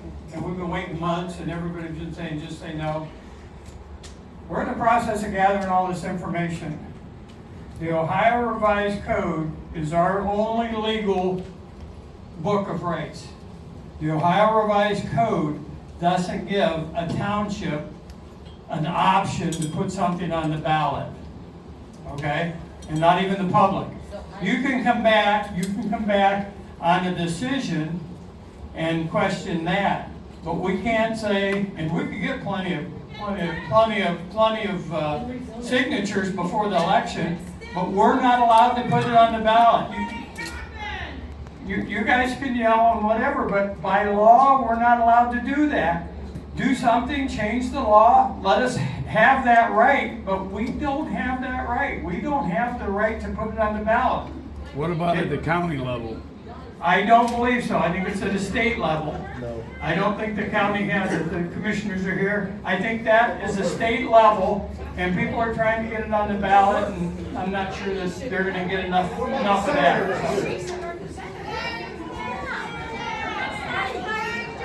Heidi? Let me answer the moratorium question. We put a moratorium on in November of last year. We ran it for 6 months and then we extended it for 6 months. That's all we're allowed to do. We have tried to extend it. I went down to the state level and testified to ask them to extend it, and they did not. My name is Janice Stamm. I live in Manaway, but on Canada Road, and it's right next to Shalersville. I want someone from your group. There's been a lot of good issues raised by everyone asking questions. What good is this facility going to bring to the world? It is there to develop a new Bitcoin. What good is that going to do for Shalersville, for Makeaway, for Ohio? Bitcoin. Garbage.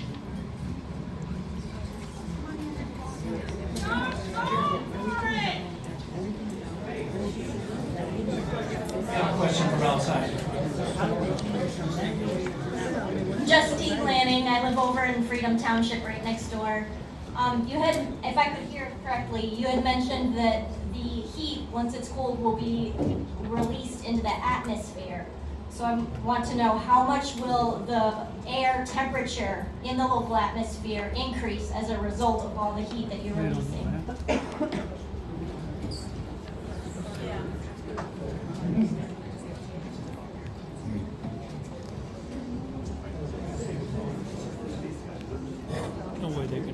This is Kevin Noble. I made that comment. I do not know the answer to that question.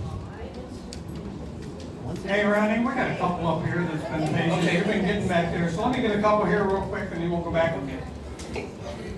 My name is George Jackson. I've been a resident of Shalersville 39 years. I have one question. China has anywhere from 600 to 700 data centers.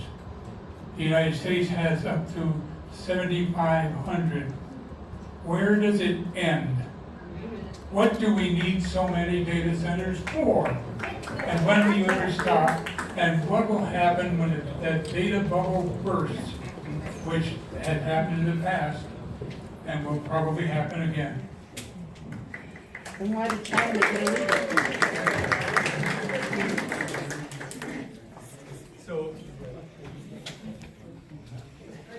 So there's no projection. The world is in high demand for more and more data, and I don't believe that data will ever burst, because as technology increases, the demand for data storage continues to grow. Look at cloud storage. All of our pictures on our phones are all stored in data centers. Everywhere that you go, everything is connected to data. So we're not expecting that the data center boom will burst. It will continue to grow here and globally. The current administration is very keen on keeping data here in the United States, so it's not stored abroad where it could be corrupted or handled by other countries. One more up here, Ronnie, and then we'll send it back to you. Hi, my name is Vicki Whittington. I'm a Shalersville resident. My in-laws have lived here for 39 years. I've lived here for the past 5 years. I want to know from Dice and from Bitdeer, what are you going to do when the center's not worth anything, when it's done? What are you going to do with those buildings? What are you going to turn them into? These buildings are built to last. We've got a long-term I commitment. understand they're built to last, but what are you going to do when the machines that are in there now are no good, you're moving on to something else? What are you going to do with those facilities? With data centers, as technology improves, the buildings will remain the same, and internally we can adjust the shelves, we can adjust how many containers, how many data center miners are in there, data center servers are in there. Based on technology, as it improves, maybe our energy efficiency improves, and we retrofit the buildings to be better. That's as technology gets better, we will improve with technology. But you keep saying the Maslin, which is one building, but we'll have 15 here. 8 to 9 is the size. Maslin is 24 buildings plus 2 warehouses. It's not one building.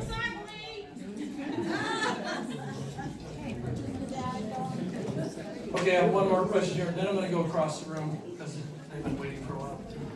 Hi, my name's Jeremy Russell. I have a lot of questions for engineers, but this is my main question. Recently read about that your company in Texas was asked to shut down during the winter because the power was just not enough to supply to the residents.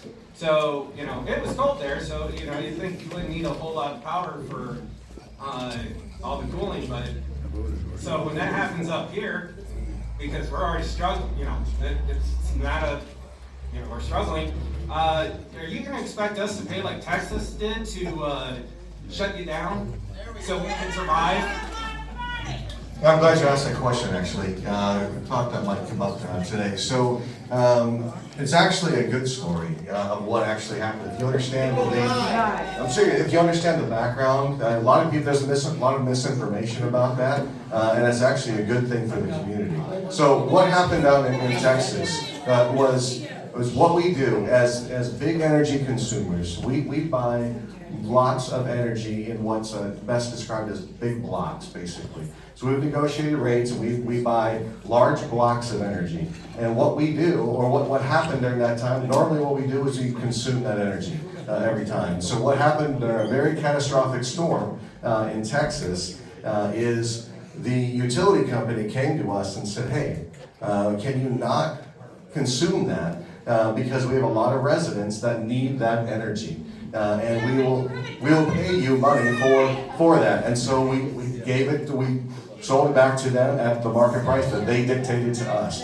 We didn't negotiate, we just gave them, they just told us how much they would give it to us for. And so we were able to go into our community and offer them all that energy. I'm Stephanie Reed, I'm from Manaway, and I live in Freedom Township. And I have two questions. One, does this in any way violate the National Defense Authorization Act of 2024, considering that no parts or components should be used with a data center that come from out of the USA? And then I also like to know if you can tell me exactly where another 750 megawatt facility is that we can look at or go to see what the noise pollution, water resources are. And third, you never answered the question that, according to your own flyer, the site uses a closed-loop cooling system that maximizes water consumption by recirculating water that's trucked in for filling and maintenance. So you're trucking in this, but what are you doing with the recycled water? If you're just gonna use that, then you won't need any water.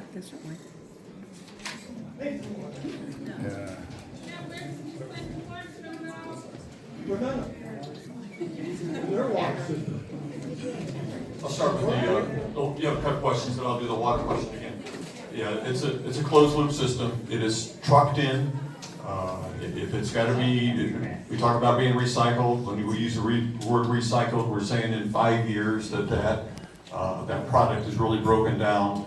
When we use the word recycled, that product then is trucked back out to the facility that produced it, and they recycle that, add some more glycol to it, and bring that back. So when we use the word recycle, that's what we're talking about. Is we're not going to throw this stuff after 5 years. It doesn't get drained and thrown away. It gets recycled and brought back together.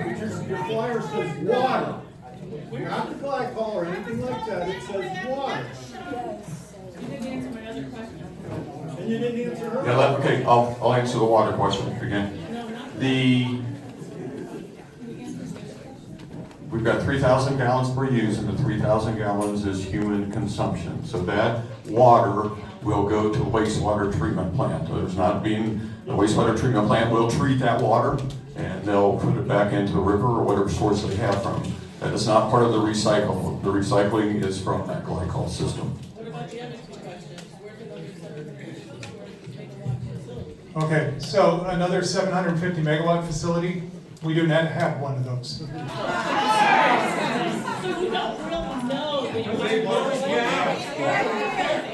So the largest megawatt system that we have currently that we've built out is 600 megawatts. Okay, where's that? That one is located in Texas. Okay. And then you had one more question. Could I hear that again, please? Does this violate the National Defense Authorization Act of 2024, dealing with components that that are from outside of the United States, dealing with data security specifically? No, ma'am. This is not in any violation whatsoever of that code. Yeah. Yeah, this is Ben Ghazi, and I have some questions for you. You're throwing money at the police department, at the fire department, and the schools, and you think you got it made. We heard this before. How many people in this room heard the turnpike's gotta be free? How many people heard vote for the school, vote for the lottery, and you want to pay school taxes no more? You guys actually, half the crap you guys are talking, you can't back it up. You can't back none of this up. Go build it in East Cleveland. Good luck on that. No, Mayor Bibb already said no. I'm in the kitchen because there's nowhere else for me to sit. I'm just curious if you would buy my house when I have to sell it next to the data center. Yeah, there you go.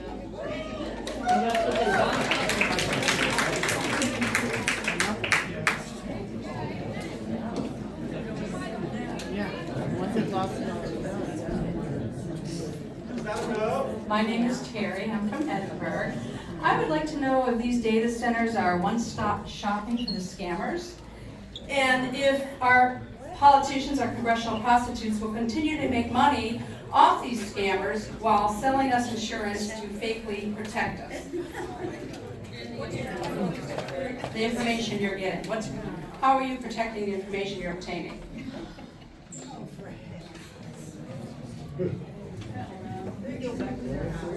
This is turning into a big session. So it's right there. I'm gonna get my nose.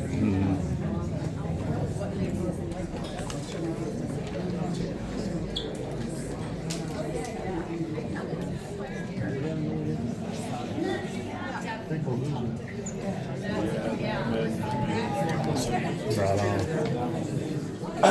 It's just gonna turn into a big session. I can't stand much more. Down here and here. What, 80 years? Why are you pushing so hard to be in a community that does not want you here? About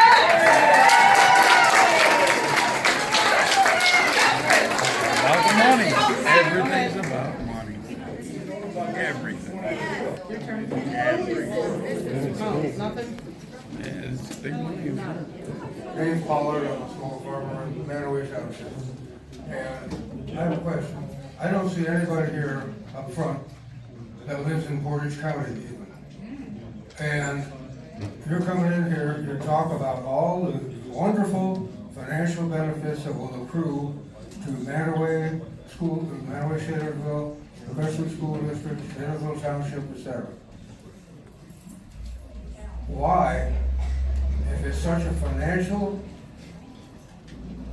windfall to a community, are none of you people pushing to have one installed in your home community to bring those benefits to your hometown? I don't understand that.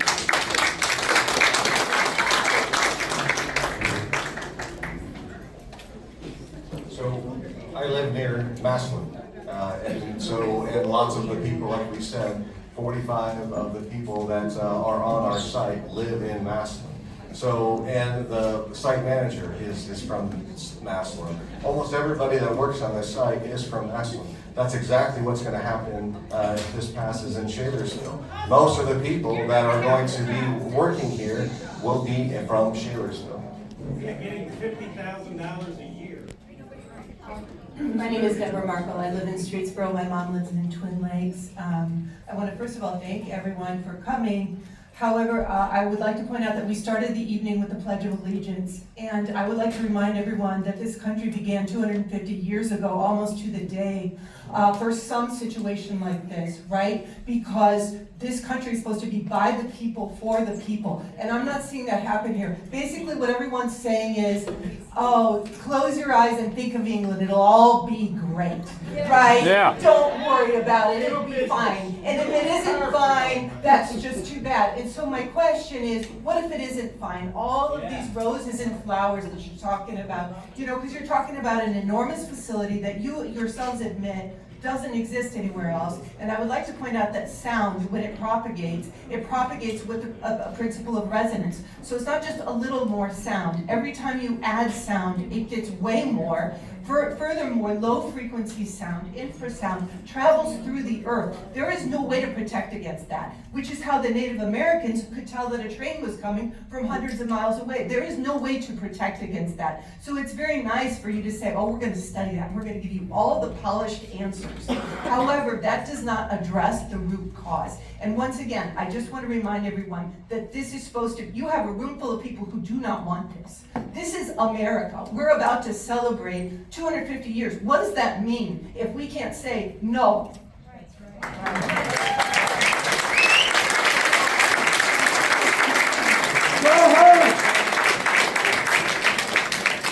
Hi, I'm Sharon Hyatt, and you guys will be our neighbor. We own the property directly across from where you're building and right beside where you're building. I have two things. Number one, I've heard the word bonded a few different times. Is there some type of a bond that is going to guarantee us that our property isn't damaged, that my father isn't affected directly in regards to all of the things that are going on, the things that you can't even guarantee us? And no, money doesn't fix that, but is there something that you're going to do that's going to protect us and our heritage of being there? Mrs. Caldwell has lived there all of her life, and things like this are just ridiculously aggravating to think of what we have before us in the next 5 years, 10 years. How can you guarantee me that my dad is going to be okay? How can you guarantee that? He can't. He can't, he won't. They've never built one this big. Oh, and by the way, would you buy that from, would you buy our property from us if that is a problem?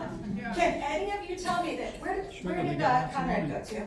Because it's such a great thing. I would like to know that. I really would like to know that, because our property is our home, it's our heritage, it's everything that my dad worked his entire life for.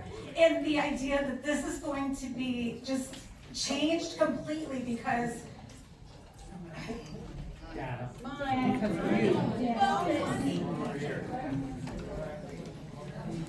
Well, what I would say about that is, again, is that, you know, we are very engaged in trying to do the right thing and trying to mitigate any effects to the residents around us or to the area. The reason that this property came to our attention is, number one, the size of the land. That's an industrial location that's close to very good transportation hub, as well as the availability for long-term power. So that's what made this property very attractive to us. We do listen to residents' concerns. We have worked through concerns on water usage, light, power consumption, all of these issues we do take to heart seriously and want to be very proactive to be the best industrial consumer or partner next to you. I believe that this land will, at some point, whether it's us or somebody else, this land will be developed as an industrial park or an industrial solution. We will stake our claim that if we're here to build, we will build it in the best manner that we can. And after construction or as we're energizing, if there's something that comes directly that this is an issue, this is a concern, we will go above and beyond to try to correct that and mitigate any of those concerns.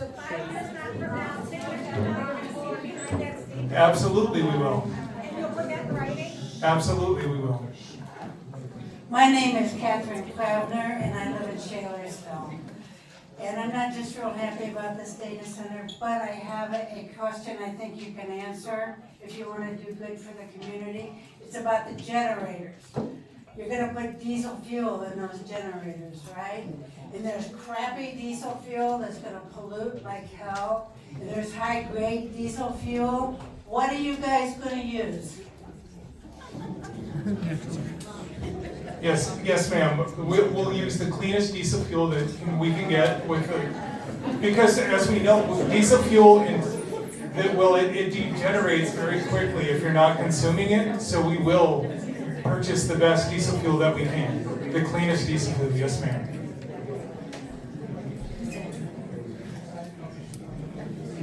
I'm Megan from Mapley Village.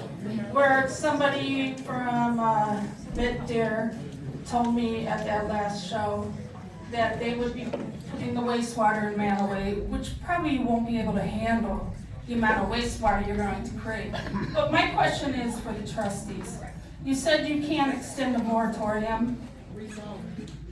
Why is Bitdeer here to convince you of? What are they trying to convince you to do? They're exercising their right, whether we agree with them or not, to address you. And then we will address the situation and take into consideration, but there is some factors that everybody's telling us, that our legal counsel's telling us, that the state of Ohio's telling us, they have some right to that property. And Not if we rezone it. you can't rezone it. So what is this decision you're trying to make here? We're not making a decision at all at this point. We're just listening to what they have to say. We have until November, we are listening to you. We have until November to make that decision. We could stand up here today and say, we had 200 people come to our meeting, so we're gonna ban them. Wait, let me finish. You didn't let me finish my question. So when we go to court, if we go to court, and they'd say, what was your decision based on? And we said 200 people come to our meeting and said no. They throw that right out. We have to have a list of EPA and Akron Waterworks and their stuff that they're doing, the stuff the state's doing. That takes a lot of time. You come to our meeting and we'll keep addressing that, and at that point, we'll do something. But we can in the middle of this. We've got to get all our facts. And we're getting pardon me, sir? We didn't know about this in 24 when you talked to them. We didn't talk to him in 24. Have you signed any papers with these people? Nope. You knew about it. Have you had We absolutely did not know about it in 24. We did not know until, we did not know. How did I know, sir? Because we're here all May of this year. Have you signed NDAs yet? No, and we are not signing it. We never have. They may well have, but here's the question. In 24, a data center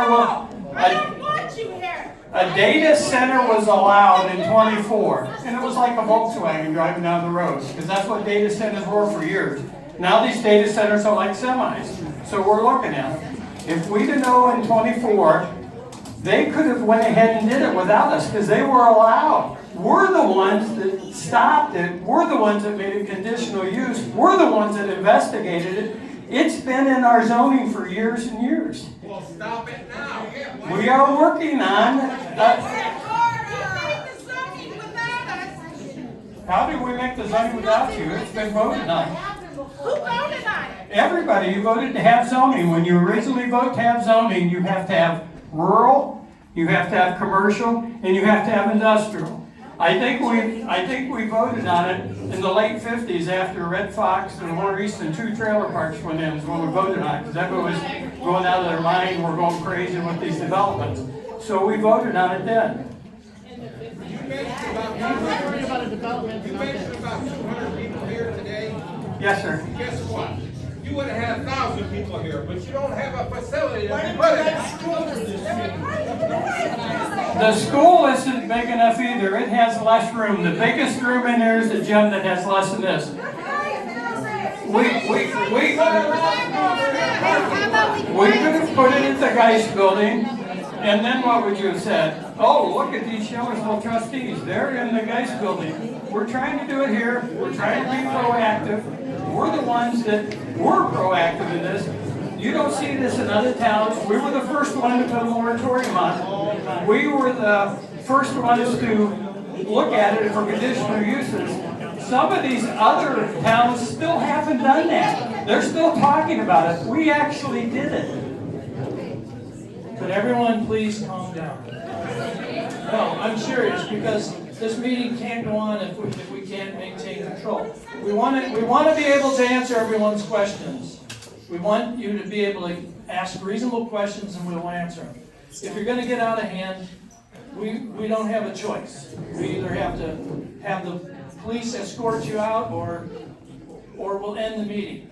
So please, for the sake of everyone around you, just please settle down and let's let people ask reasonable questions and get answers. That's what we're here for today. And all of our trustees live in our community. My family's been here for 101 years. I'm not a person that wants to destroy our neighborhood, but we are bound by the laws of the state, and in some respects, our hands are tied. We're looking into every single aspect that we can. This is why we appointed a Citizens Advisory Committee to have help. We're 3 trustees. We're up against something that's very overwhelming. I've gone down to the state and testified to ask for help. We're going to ask the county commissioners for help. We're trying to work this for our constituents. We're not the enemy here, but we have to work within our legal bounds that we have. So I'm going to come around. There's some people that have had their hands up for a while. I just got something to say real quick. Okay, go ahead. Is that okay, Ron? Yes. So I just want to put this into context. I understand Shalersville community is very upset about this potential development, but you have to understand that there is massive uprising across the entire country because data centers are growing not just in Ohio, but in every single state, and I want to explain why that's happening. It's very important you understand why. So, first of all, there's consumer demand. And if we wanted to reject these technological developments, we should have rejected the iPhone 20 years ago. And that's a reality. Secondly, there is absolutely a national security imperative that we discussed and we covered in Columbus as we worked through the committee process. We have to understand that there are adversaries all over the world working to basically dominate the technological race that we find ourselves in.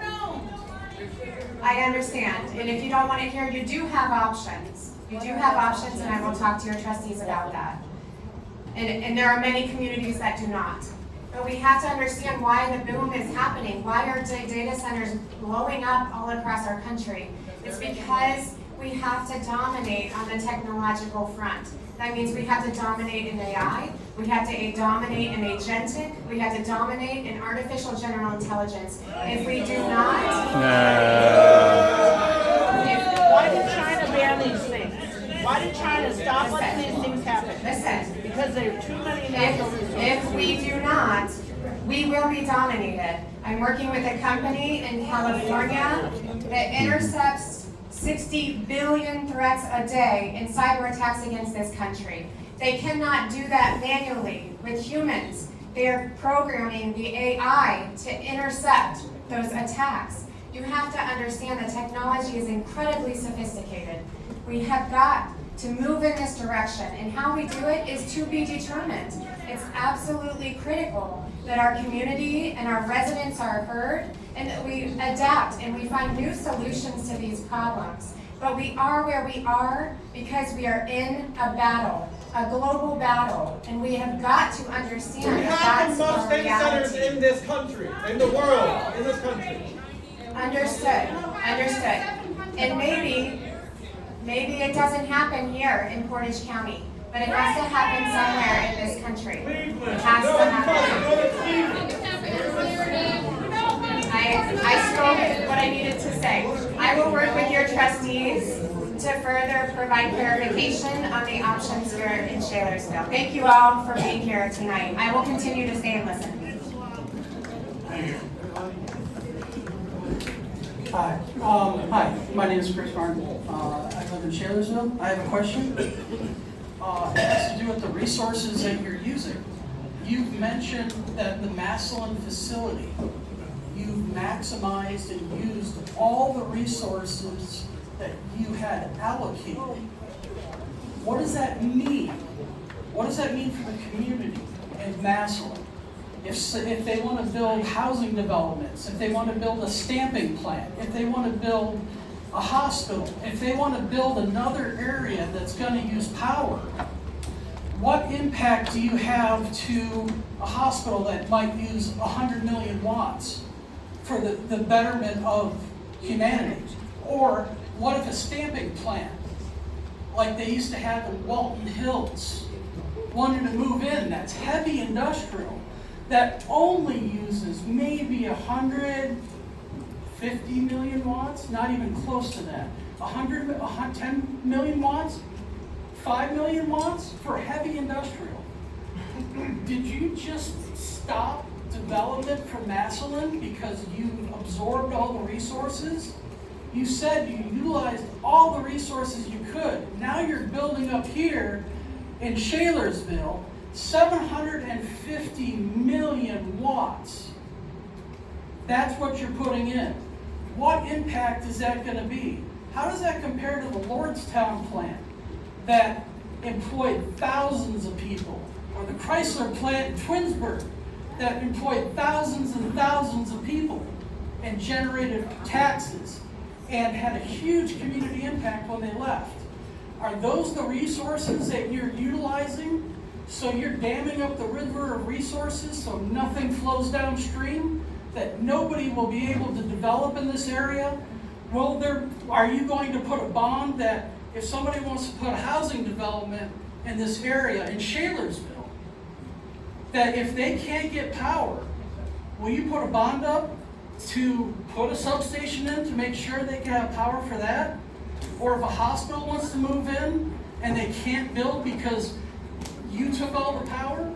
Or how about local businesses that already can't get power because of developments like this?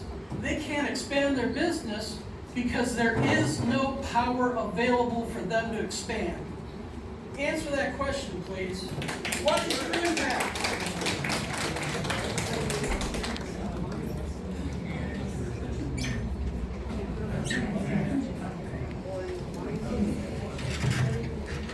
I'll try to answer the power side. This project starts out with, like I said, two sides of engineers working together. So you've got someone who has a piece of land that says close to transmission lines and good power, reliable power, and then they go to the utility and they request an amount of power. So that it's not an infinite number. It's, hey, we think we can develop this much on this site with this much power. Mr. Utility, can we do this? And that's at that point when their engineers study all of this.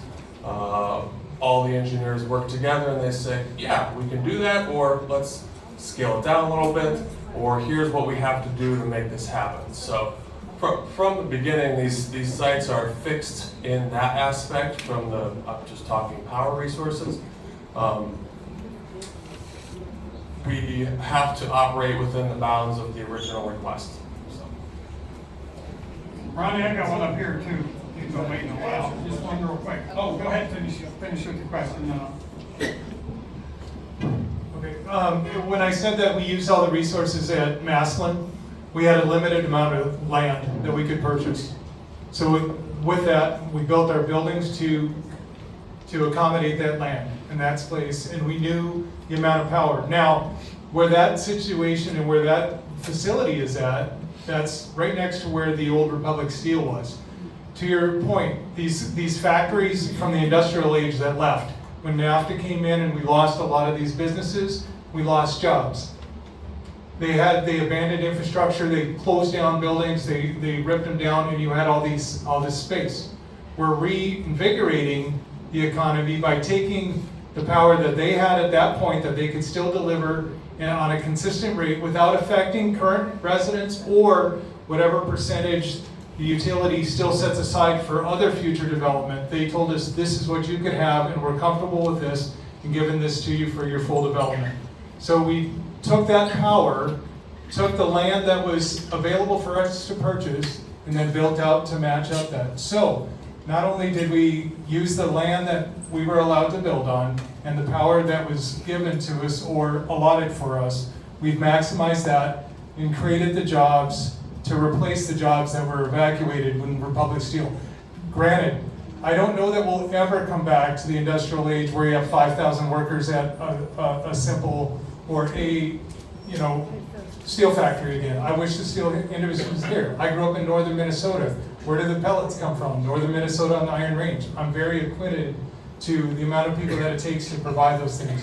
But right now, this was land that was abandoned, not, somebody owns it, but it's not being developed. We came in and took that power and developed it. Ronnie? Yeah, my name is Rick Love. I live in Shalersville Township. My question is, all 8 of you fellas, you seem to be well-educated and well-spoken, that's for sure.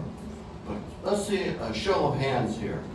Are you proud of your Massillon facility? Are you proud? Yes?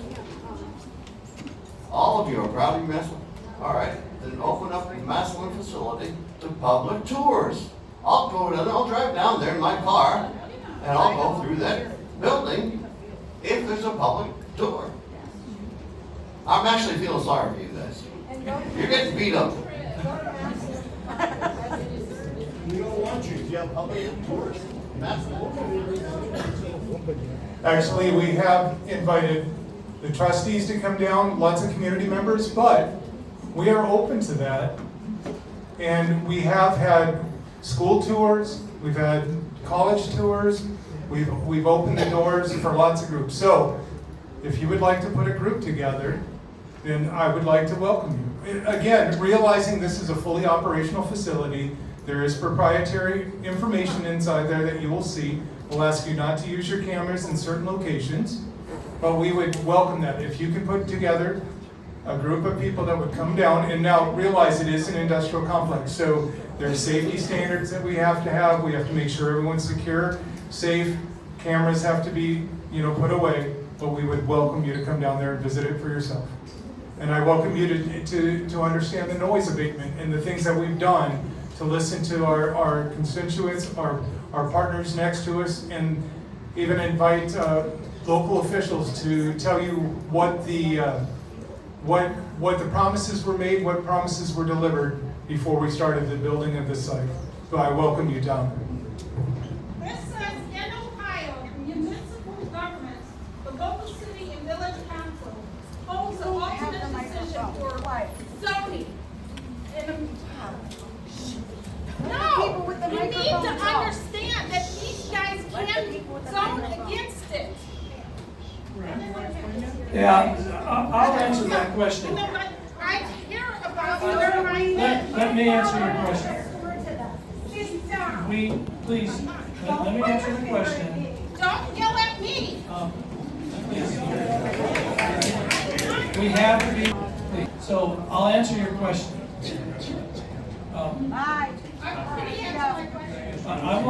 I'll answer your question. When this first started blowing up, we went to the prosecutor, and when I was down in Columbus, one of the senators said, "You have home rule. You can stop this if you want." Okay, so when this first came up, it would have been much easier for us. And we went to the prosecutor, and we also went to our law firm that we hired out of Canton. And we said, this would be much easier if we could just prohibit it. And we were told, yeah, you can prohibit it, and then you're going to lose in court. And, I take that seriously, but not just the prosecutor's office, but the law firm that we hired, a high-dollar law firm that we hired to help us navigate this, says you're going to lose. I don't want to win. I don't want to lose the war because I'm trying to win a battle. We could have said we prohibit this, and then a multi-million or billion-dollar company comes in and says we have property rights and we're going to beat you because you have that zoned industrial, and it's been zoned industrial for a long time.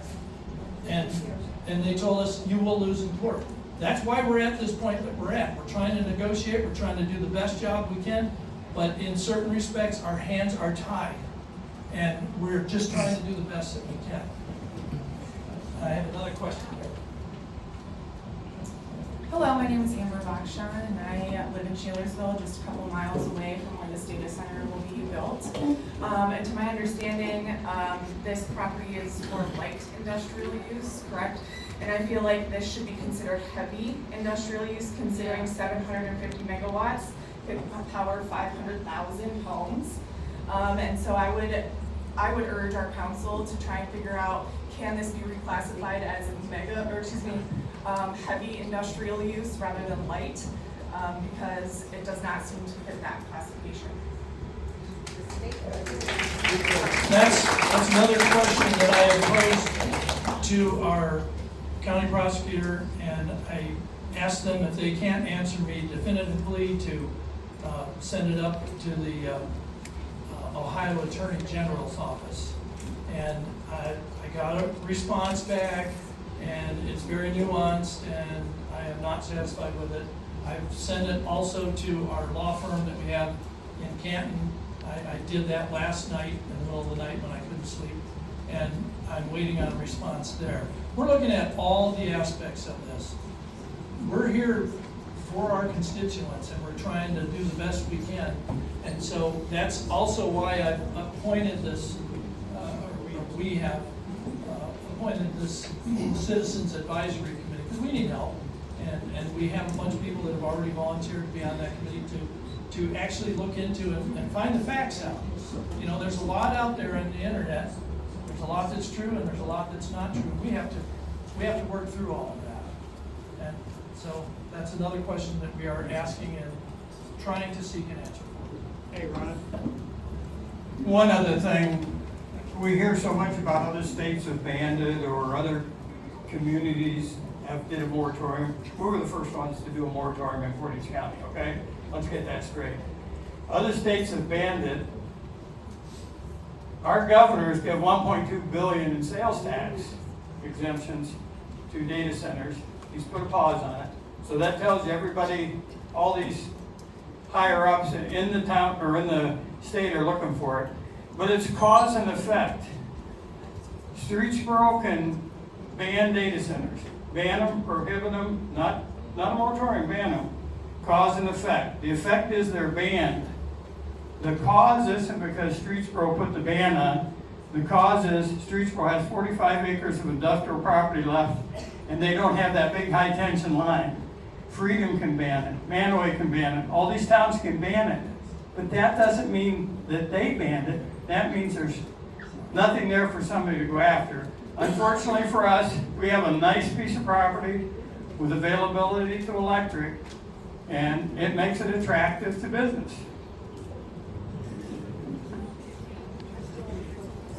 Hi, my name is Ali Latva. I live on Streeter Road, less than a mile away from the proposed facility, and I have some concerns.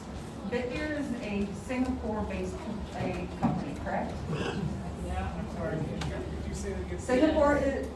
Bitdeer is a Singapore-based company, correct? Yes, ma'am, that's our global headquarters. Do we all know as a community that Singapore has a problem with land theft? They steal land from other countries and other communities to build out their borders. I am worried that if they continue to build here in Ohio, especially where we have a lot of land and gravel, that they will continue their illegal practices of stealing, using companies as their scapegoats, which they have been known to do, and use that to steal land that should not be sent overseas. This is our land, and it's... Do we have any guarantees that there is no conflict of interest between the Arsenal base and having a Singapore-based company right down the road? Do we have any guarantees that they're not going to steal our land, that it's not going to get shipped out of the state, that it's not going to leave this country? Do we have any guarantees that they are going to protect the land, that if anything happens, that you guys will take full accountability and responsibility and the bill? Will you take care of anything that happens?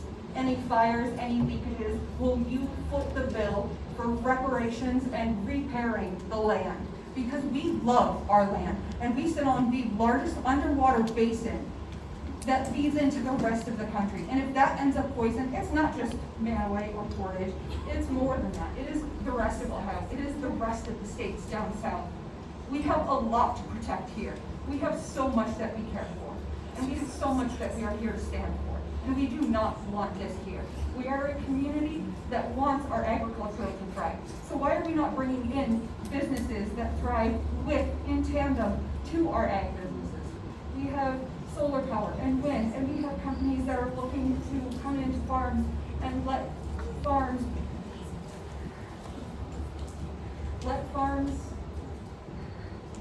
sorry, I don't, we have companies that are willing to come in and be coexisting, thriving with our land and our community. We don't want to build on the land, we want to build with the land. We are a part of our land. We are our water.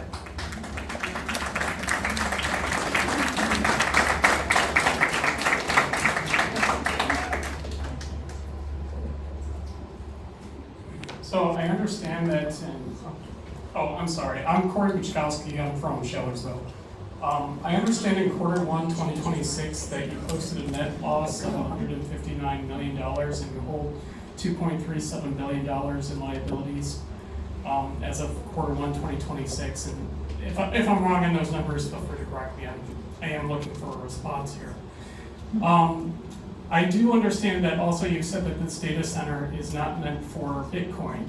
However, your primary business function as a company is centered around that business strategy. And I do understand that the world is a place of data, and that's not changing anytime soon. Bitcoin, however, specifically is a very volatile market.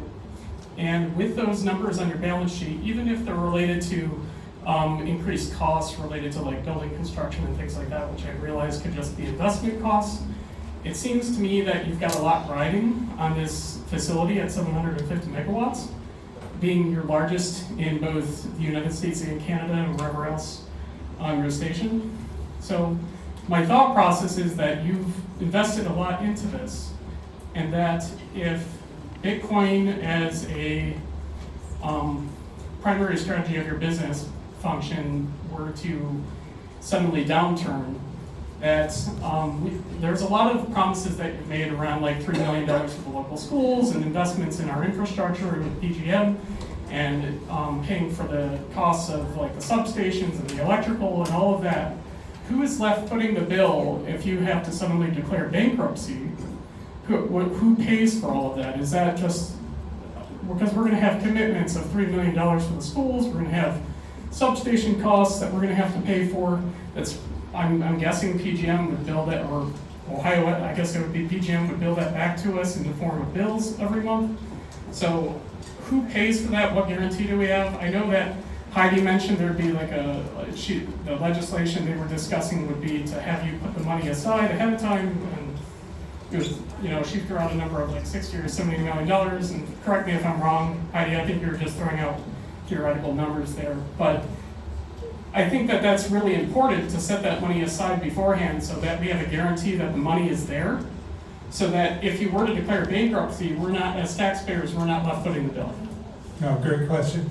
So that being said, with the power delivery, we have a 10-year that we have to post ahead of time. 10 years of power consumption that would cover everything, and we have to guarantee that we will consume for 10 years, and we have to have a bond there to protect that.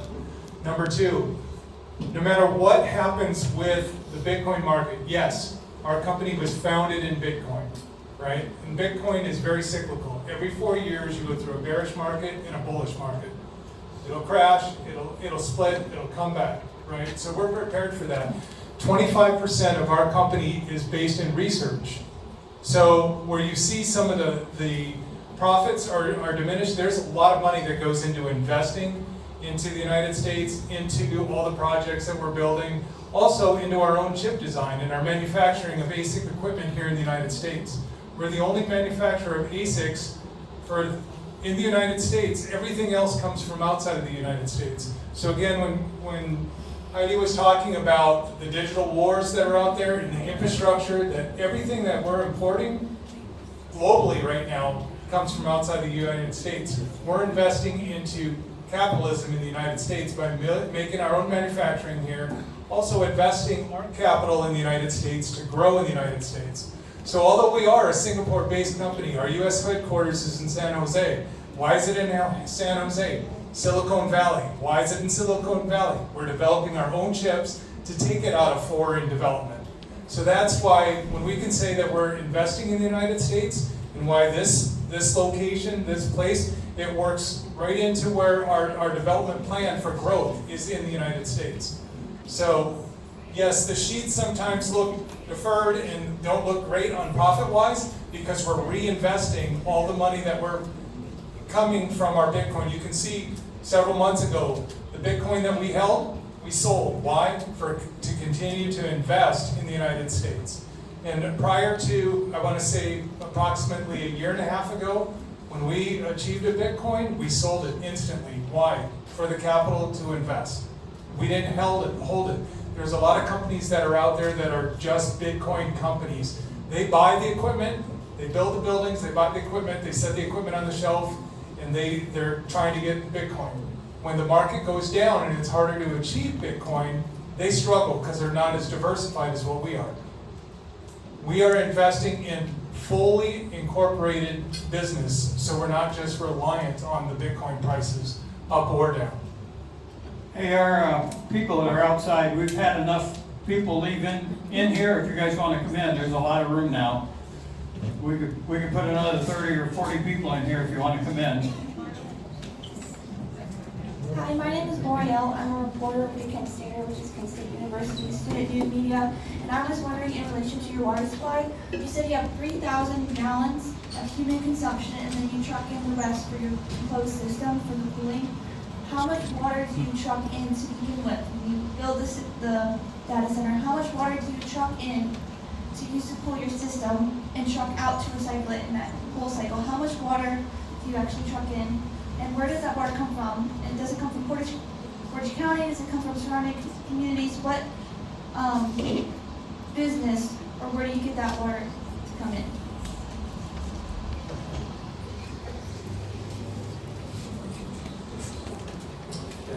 So the water is really glycol. It's a glycol system. The amount, one of your questions was the amount. The amount will really be determined on final engineering drawings, the size of the pipes. Are we going to talk 2-inch diameter pipes, or is it going to be 3-inch diameter pipes? So that volume I don't know until the final design is completed. That amount, that glycol system is produced. There are several manufacturers in the Northeast Ohio area that produce that. They take water and they take the glycol, mix it together. So it's a pre-mix system. I would assume, talking now for Bitdeer, that would obviously be a competitive bid, and who would ever give them the lowest price is what they would use as the supplier for that. But there are several here in Northeast Ohio that produce that product. Hi, my name is Olivia Alfredo. My question is for Heidi Workman, actually.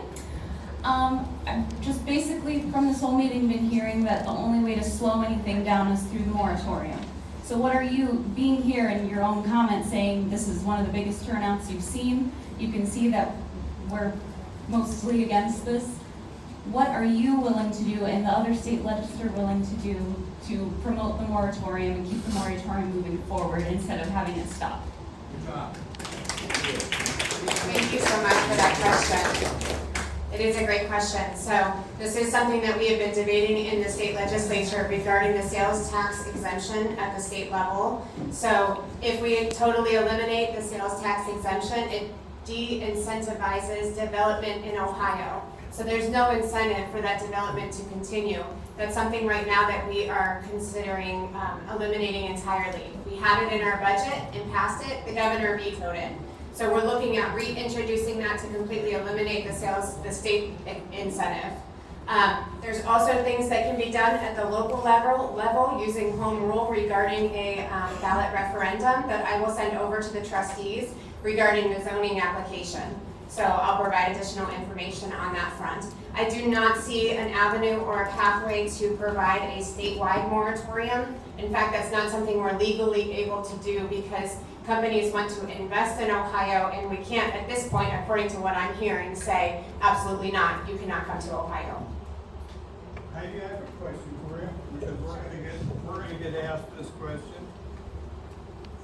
We asked our legal counsel and everyone if we could put it on the ballot, and our outside counsel said, we asked both our legal counsel, Portage County, and our outside attorney about putting that on the ballot, because we've had a ton of questions about it. And they said with the Ohio Revised Code, you can't do that. Now you're saying something you've learned about home rule. Could you explain that? So, according to ORC 511.25, the county trustees do have the opportunity to put a township referendum on the ballot regarding the zoning application itself. So you'd have to look further into the actual application for zoning, although you probably don't have it since you don't have an actual application at this point. But if there were something that could be considered outside of the realm of zoning applicability, then you would have an opportunity to put a referendum on the ballot. That would require 35% of the signatures of all the votes cast in the last gubernatorial election for Shalersville Township.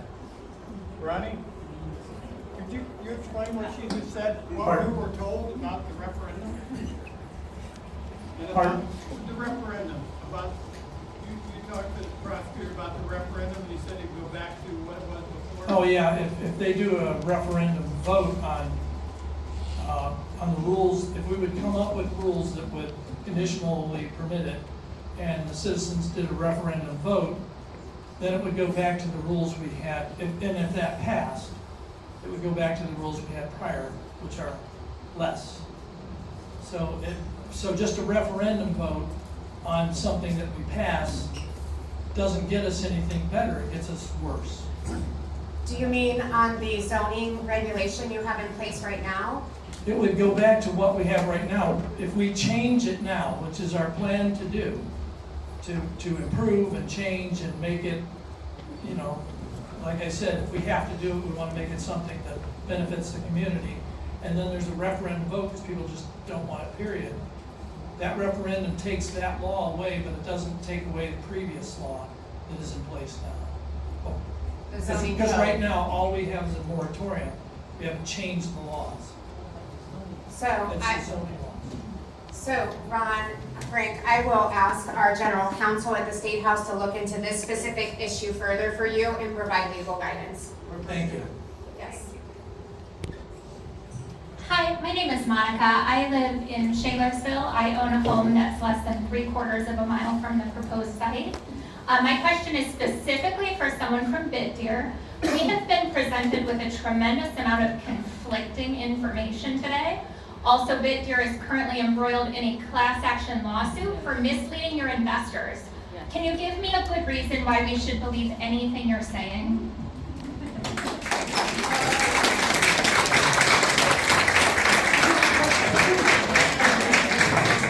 Hi, thanks for coming here today. My name is Steven, I'm an attorney for Bitdeer. The class action lawsuit is public. We do invite you to read it if you'd like. It's based on speculation. It's from a stock drop. It's a stock drop lawsuit. These happen all the time with public companies when the price of the stock goes down. The vast majority of these just get dismissed. This case is in its super early stages. The court hasn't ruled on anything, hasn't even had an opportunity to decide anything, and we'll be moving to dismiss that case at the end of July. Thanks for looking at that. That wasn't exactly an answer why we should believe the information you're presenting. The information that we presented tonight, Paul, all the guys up here, they've put so much time into listening to people's concerns and looking to address them, making changes, presenting all of them to you on the website, on the presentation. Thank you so much for listening to those. But the presentation didn't match your words. You said 145 jobs in Canton, but your slide said 45. You're telling us that the closed loop system will use a chemical, but the flyer you passed out says that it will use water. Those are just two examples of conflicting information directly from guys. I think several people have referenced that it said water, and you're talking about glycol, which is a It says mixture. water on your flyer. Yeah, on the flyer. On the flyer that you guys printed, it says water. It does not say glycol.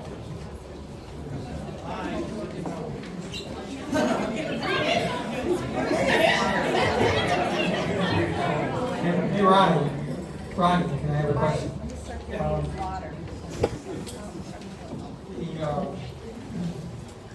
We were able to ban recreational marijuana dispensaries And the way we were able to do that is ORC actually allows us to do that.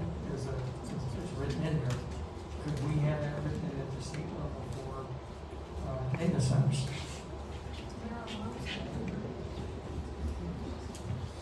Because I sit on the Data Center Study Commission and am heavily involved in the legislation we're currently evaluating, I will certainly make that request to include this concern in the ORC.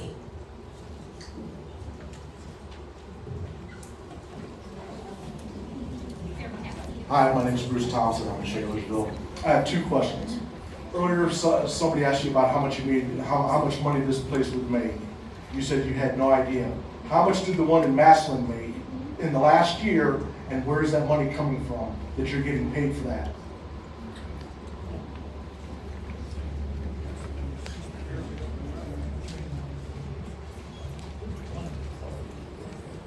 I mean, you can look at our public information. No. I want to hear from you. You want me to come here, I'm here.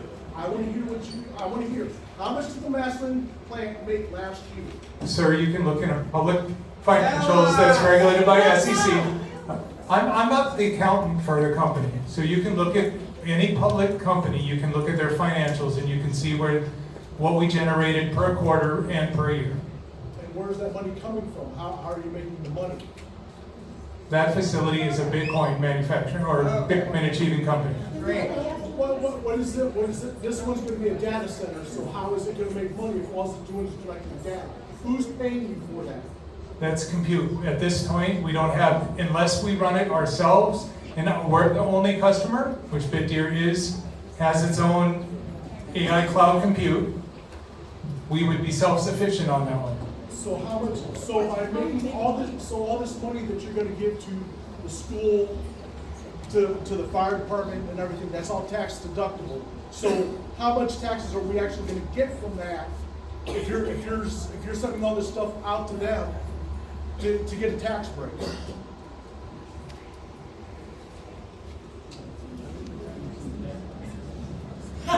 So the money that we talked about earlier was from property taxes.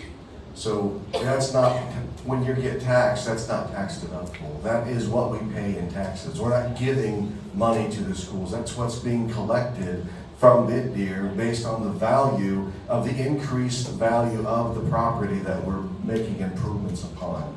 So when the property value goes up, then the property taxes go up. We pay that tax to all of the agencies, all the government entities that we owe taxes to. So we pay the taxes, we're not just giving money away, it's all the tax and there's no tax break. We said that the money generated from taxes goes to all those places, like schools. That's where the $3 million of the taxes that we're paying, over $7 million in taxes, goes to the schools, goes to this township, and then the fire district. There's lots of other places, but there's like 20 some other areas that the taxes go to. It all gets split up between all of the legal places that it's supposed to go to, and we just didn't show all the other areas that it goes to. So I'm an accountant, a tax accountant actually, so that was a great segue, thank you. I wanted to ask about the $7 million, and you answered part of my question, which was going to be what type of tax, where is that coming from? So it's a property tax, thank you. How did you come up with that estimated $7 million? Did you work with the county auditor and they assessed what the value somehow will be of the property after you build, even though there's no comparable facility? So where did that $7 million figure come from?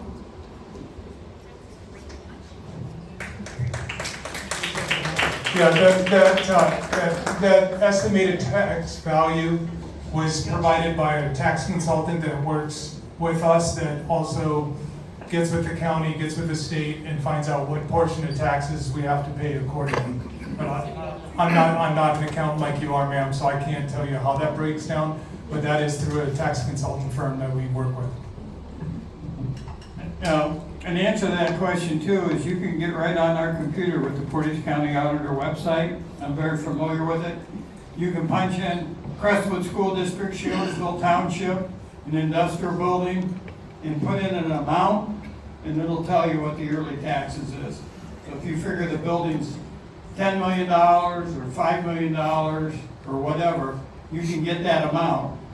The question is going to be what's the building's worth, and I can't answer that, but it's actually there for the normal person to look at.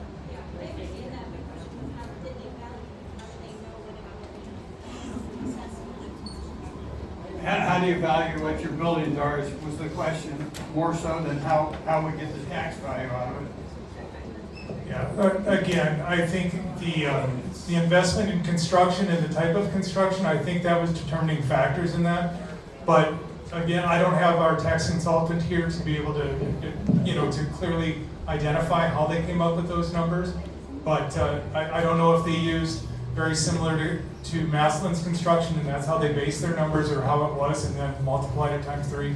I can't tell you that, and I'm not asking for a sympathy card, but unfortunately, our tax consultant passed away a couple weeks ago, and so we're working on a new plan to, hire new for that position. So I can't bring him here to tell you that.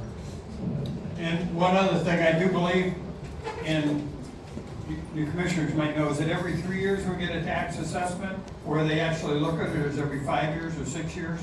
So if they build it, and in 3 years, the state and the county will go around and reassess it. So, I mean, even if you're looking at, it might not be what it needs to be for the first year or two. It's going to be up there based on like, kind, and quality structure, so many square feet, et cetera, what the value of the property was, et cetera. So.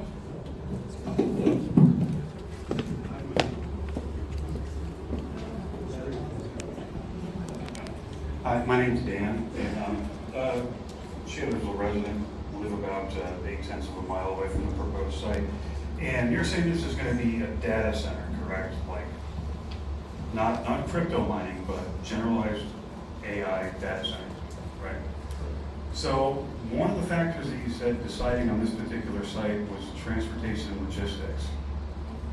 What do you need to use logistics for other than your building materials coming in and every 5 years evacuating your cooling system? I don't know why logistics would be a concern as far as, your computers at home.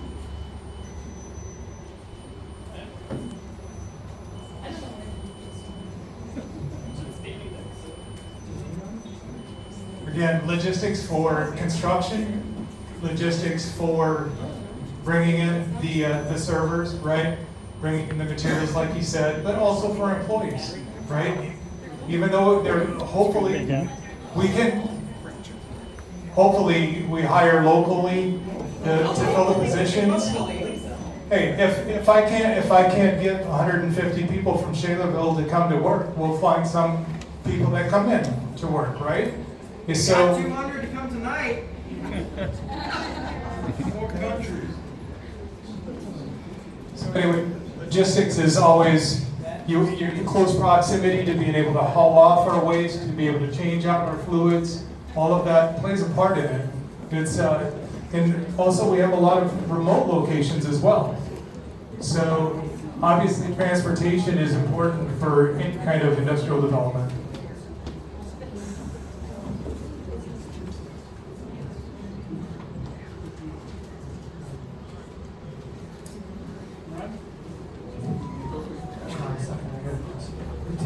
Power line extensions, would you use the existing right of way, or would you have to go across private property? And if you did, would you use eminent lane?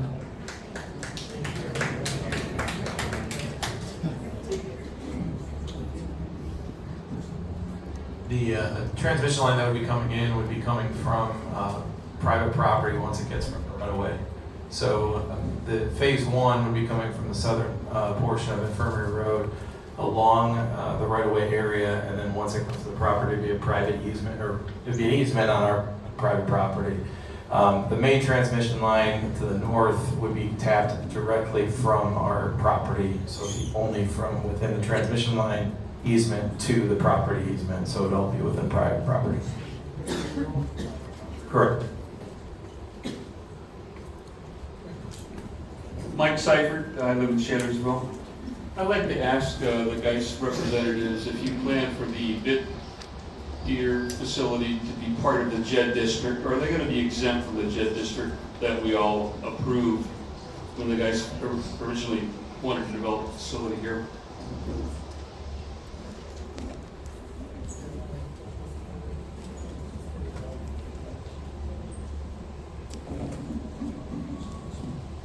Yes, sir, we've been made aware of that. One thing I want to make clear that Bitdeer has never asked for the state tax abatements on this property. We've never come to Ohio and said we need that to do this. But yes, this is being considered for us to join JED as well. We haven't made a final decision. Obviously, we're still in the negotiations for the facility, so it's something that we're aware of.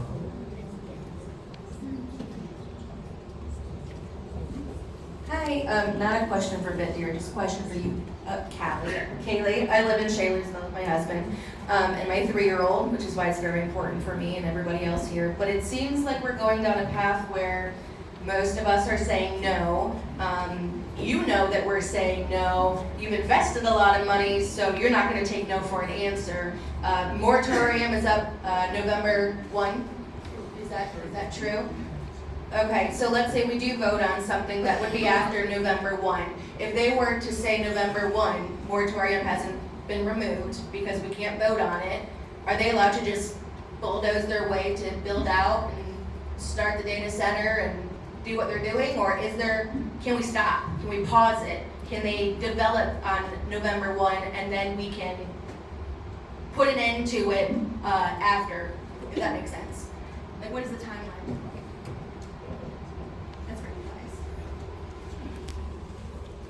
Well, we've talked about this before. That is our date that, we've been told we're not allowed to go beyond. We are inquiring all the time what we can do. I don't know if we are working on zoning regulations that are, in motion, if that can extend it. I will be asking all those questions. I've already started to ask some of those questions, and I think I've talked before about, when I went down to the state, I've asked the state about extending our moratorium, or our ability to extend the moratorium, or the state to do it. These are some of the roadblocks that we run into that we're trying to work through. There's a lot of questions, and if it is a drop dead date, then we have to have regulations in place or a decision in place at that time. May I answer very quickly? Ron did inform me of this concern, and I've already passed it on to our legal and our policy experts, and I'm still waiting on a response from them. What they're telling me is that it's very nuanced at the township level, so they're going to do a deep dive on Shalersville in particular. I'll get you back that information. Thank you. Yeah, just as a follow-up, I know that our trustees are working for us, or else they wouldn't be sitting here until, 8:30 at night and beyond. I know Bitdeer doesn't care to be here, but they're doing it because they're saving face. Can we get an honest answer from our Shalersville folks? Should we prepare ourselves? Should we prepare ourselves for something that you feel is inevitable? I understand that we're guessing, we're grasping at straws, we're trying to figure out, what choices we have, but realistically it's June and we have until November, right? So can we get an honest answer of whether or not you think you can stop this? I will say that we are working as hard as we can, and I don't want to give an answer like that, like a yes or a no, because if I give up now, it's over, and I can't do that. And the other two trustees feel the same way. We have to keep working. We have to open any door that we can open. We have to negotiate the best deal we can, whatever that ends up being. Another thing too, Ron, is during this process of this moratorium and us searching for answers, we can't say yay or nay. We are literally the jury at this point. A jury can't start in the middle of a trial and say, well, we haven't heard all this stuff, but he's guilty or he's not guilty. We've got to let this play its course out. If we make a decision now, that could come back to haunt us, because if it went to a litigious situation with the court, they could say, well, you didn't listen to all the information, you didn't get all the facts. We're trying to get it all. We're talking to people that it's like prying nails out a locust wood, if you know what that is, to get information. Try talking to the Akron Water Works, watershed, you know. Try talking to these people. Try talking to the EPA. We're little folks, and we're struggling to get answers. And until that happens, we cannot say yay or nay. We're the jury, and it wouldn't work. Hi, I'm Sam from Streetsboro. It was brought up earlier that the rise of these large-scale data centers is in part due to national security, and if I heard correctly, that part of the use of this facility might be to combat cyber attacks from foreign actors. So I guess my question is, would Shalersville then be at risk of a physical attack by these foreign actors if they want to stop our efforts to, combat their cyber attacks? I'm assuming that question is directed to me, correct? So that is not what I said in any way. When I referenced that discussion, it was on a national scale and a global scale. So what's happening here in Shalersville is not as applicable as it is on a broad scope when you look at the bigger picture, which is important to put all of this growth into context, as I explained. So in 2015, thousands of signatories put out an open letter to the United Nations asking for parameters around the development of these frontier technologies, AI, any autonomous weaponry, things of the sort. The United Nations came back and said, we cannot basically put any legislation or parameters around the development because it will put us at a wartime disadvantage. So the national security imperative is legitimate when you're looking at a global war. And in the future, it's hard to say where we go, but technology will certainly play a role in the United States' dominance in the future on the global scale. That is what I explained and am clarifying now. That wasn't really the question. The question is Shalersville a target for a national attack if this infrastructure is being used for national security purposes? Oh, you're saying, is there a chance that the infrastructure is vulnerable? Is Shalersville a direct physical target? That's a different, okay, you're talking about infrastructure resilience. My apologies, I misunderstood. I don't know that question. Maybe it's a question for Bitdeer. I have asked in previous conversations, not just with this group, but on the statewide scale with big tech, how will you protect our data? If you're transferring and storing data through the cloud, how will you protect that? What cybersecurity standards do you have in place?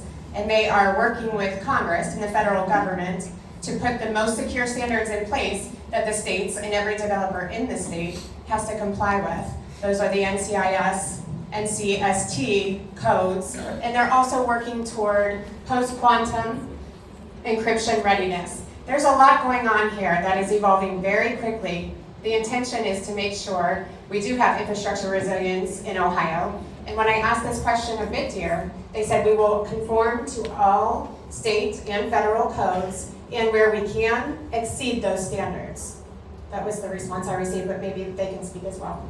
Well, she spoke very well on that, and that's true. We are trying to set the standard and increase the protection of data for the American people, and that's why we develop it here. And as far as a physical attack, I think that's where I was seeing, like, we're gonna get a missile attack. Who knows, right? Drones are everywhere, and we've seen with Iran, that became an anonymous player in a war. So I think our cities are our targets. I think our infrastructure's targets. I think any of our transportation hubs are targets. If there was ever to be an in-country attack, I think everything is susceptible for us. But one thing I do want to say about AI data centers is, there's a narrative of how bad they are and how environmentally bad they are, and we've researched and we've listened to communities and we've listened to the things that are out there that have been bad. But we forget about all the good things that AI data centers bring for us. And one of the things that we need to think about is medical research. The advancement in medical research that we've had in the last 5 years is exponential for our future development, for our future health, and so on. So there's lots of data centers that are working directly with our researchers to do that. Do I know if ours in Shalersville will go down that path, or that's a section of what we'll do? We don't know yet, right? We haven't figured out what space will be for what, or so on. But there is a huge advantage to lots of future growth using AI data centers to help out the American people. That 750 megawatt number has been hard to find, and all the panels on Friday, open house, it was not anywhere. It's not on the Northeast Ohio project website. It wasn't on anything here. It's not on this flyer. Is it changing? I know the square footage of the buildings has gotten bigger. Is that number going to get bigger from here? Because it was 48,000 square feet per building before, and now it's 53. Is that number getting bigger? It was water cooled, now it's, the air cooled chillers. Is that going to be more power? Is that number going to change? Going to get bigger? No, ma'am, it's not going to get bigger. We have, when we did the dynamic load study and getting to find out what power was available, that's a set number. So the size of the buildings, we built the buildings to fit the land property.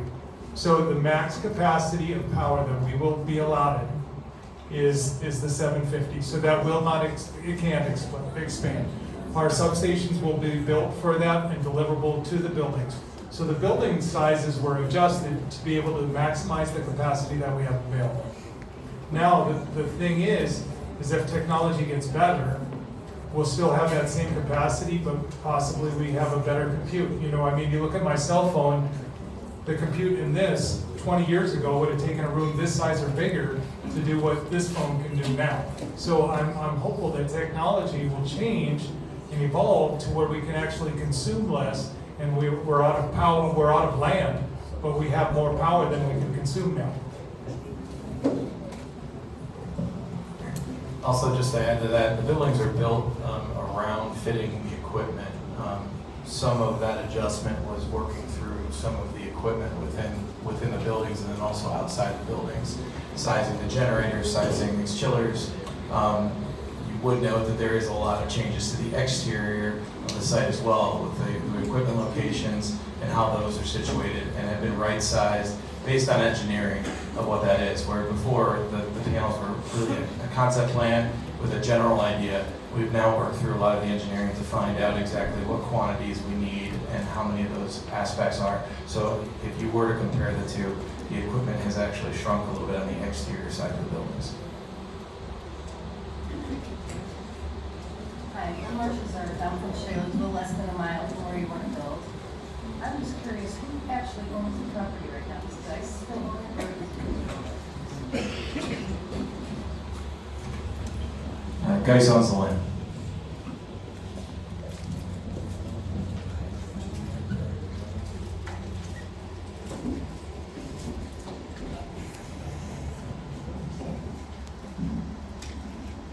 Hi, I'm Chris from Shalersville, and I was wondering, with all the power you guys are requiring, will it affect law enforcement and EMS services?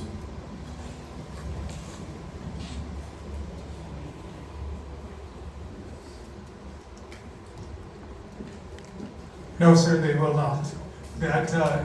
This is dedicated power specifically for the site, and it does not affect up or downstream from the power that's already provided for those services. Hello, Mike Seifert again from Shalersville. If mainland China banned Bitcoin mining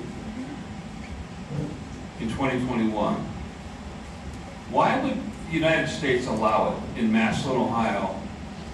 And what's to stop the facility that's going to be General AI here in Shalersville from a year later becoming a Bitcoin mining facility?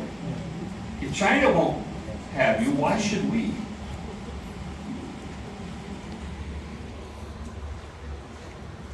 Well, first of all, as we know, China, when any of their businesses, they have a direct interjection into their businesses.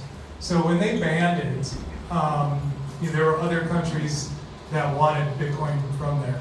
To be honest, I wouldn't be surprised if there's behind closed doors Bitcoin mining happening in China. I don't have that transparency, can't speak on it. However, I do know that President Trump's drive is to have at least 60% of the Bitcoin mined in the United States as a strategic hold for the US government. But you're not doing that here. No, sir. This is just Gen AI for your own use? This is AI for our use, or if we sell compute. Okay, to one of our partners. that was what I was unclear on, is what exactly is this facility doing? Who are? Sorry, my name is Deanna from Freedom Township. Who are your partners? Well, we are partnered with NVIDIA. Where are they based out of?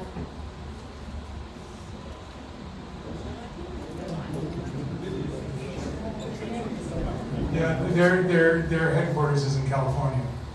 Their world headquarters? And they're staffed in California? Yeah, they have a large facility in California, yes ma'am. Okay, so my question is regarding the amount of electricity that you guys are using. And I apologize, I was outside for a lot of it. I didn't hear all of it. I heard something about you guys have to express about how much you will use in the first 10 years. Can you reiterate what that was? No, we have to bond for the first 10 years of consumption. So we are regulated by having the power allotted for us that we have to consume that and set aside a guaranteed amount of money that says at max capacity for 10 years, this money's there that says we will pay for all that power that we're supposed to have. If the magical thing of you walk away from this thing, all that money goes to the utility. That is a guarantee of consumption for 10 years at the max capacity of available power. Is that the first 10 years or 5 years, however long it was, of the agreed contract? Like when you guys buy the land, when the building is complete, when you start actually using the center? So, when does that start? It starts when first energization. Starts at first energization.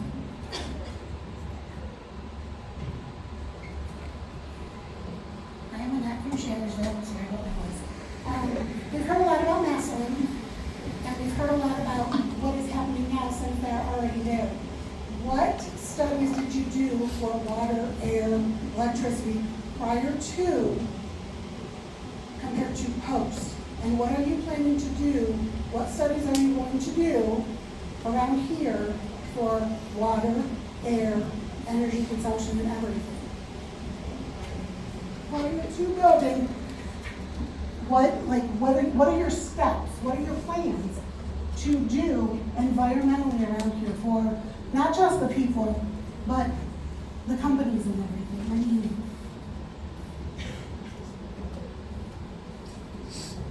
I mean, I can't answer to the Massillon facility, but I can answer to the Shalersville facility. So one of the aspects of this is, and as it was noted in the presentation, it's a conditional use.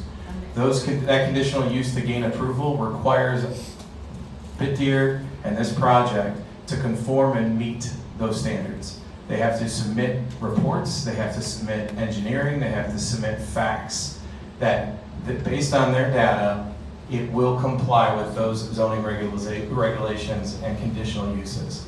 However, I will say that there has been questions about what about operation, right? Those are projected engineering, right? So the answer to the question is it is a conditional use. This facility needs to comply with those conditions while designed, while permitted, and also while occupied. If those regulations and aspects are not conforming, they would end up getting a violation and they would have to correct those actions, or that permit could be revoked from them because they're not complying with the actions that they submitted and agreed upon with that condition and approval. So that is the fact or the guarantee that when they submit these facts and points, if they aren't complying with those aspects, that is where the township has the ability to put a notice of violation and make them rectify that situation. I can hear you. She's saying no studies have been done? No application has been made, so no studies have been, started. We're just getting it through that process. As people that came to the open house and now have seen here, the plan is evolving based on hearing feedback and interactions with the community. We're trying to make it better, okay? We're trying to listen, we're trying to react, we're trying to adjust and create a sustainable and appropriate action for the use, right? We're adding sound wall. We're trying to limit and mitigate the amount of water being used. We're trying to mitigate the noise that's being said. Questions that get answered or asked, we're trying to address those situations. We don't know the answer on the low frequency or the vibration. We're working on getting those studies answered. It's something we definitely will need to respond to and provide. So again, all of this was a step in the process. This wasn't the final step. We are working with you guys. We are part of the community. Okay, GEIS is an organization that's been in business for over 58 years in Streetsboro, just down the road. A lot of our employees are Portage County residents. A lot of our employees live within a close mile of proximity to this site.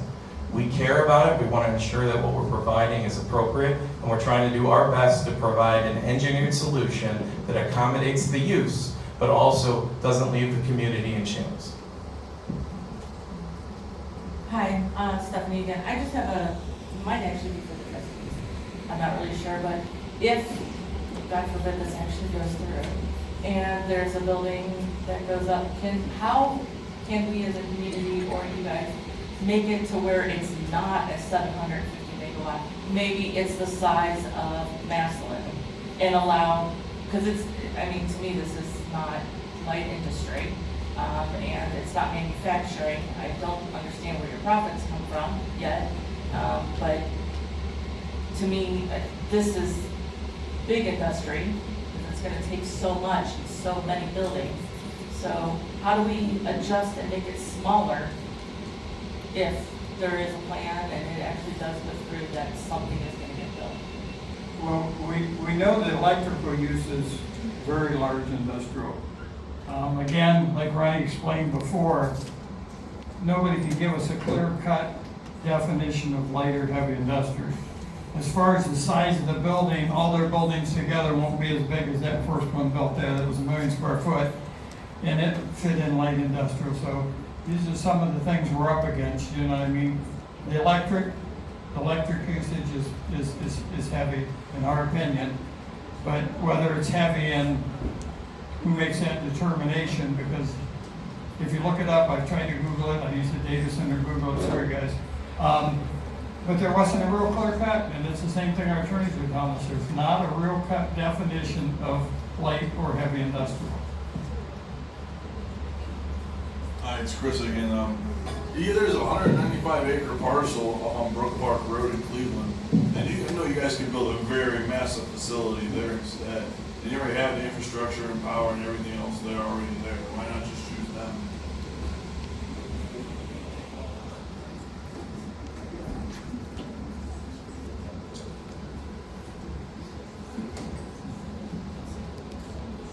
Again, this facility here was, was up for sale. It had proximity to power and transportation corridors. So this is a property that we've looked at, and we like the property. We actually like the community, and I'm sorry that so many people are adverse to it. And but I think a lot of your concerns we've really dove deep into trying to mitigate to the best of our ability to share that cooperation with you. And the facility is a great opportunity, and whether it's us or whether it's somebody else, I can't say who else would build there or what they would build.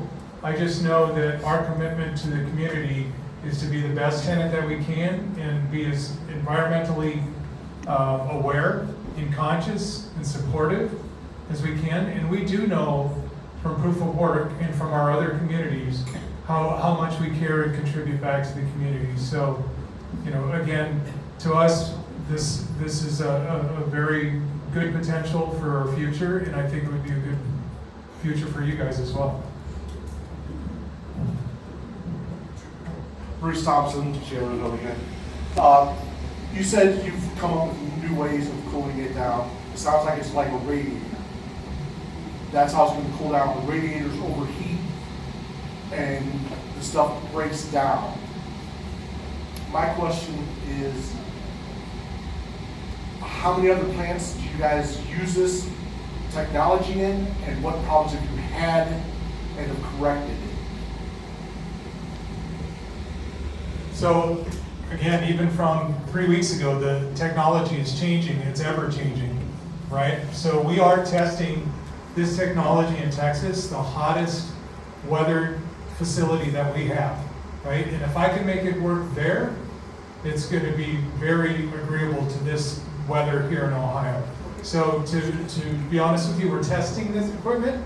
We've had no problems, and it's been very effective in the Texas humidity and heat.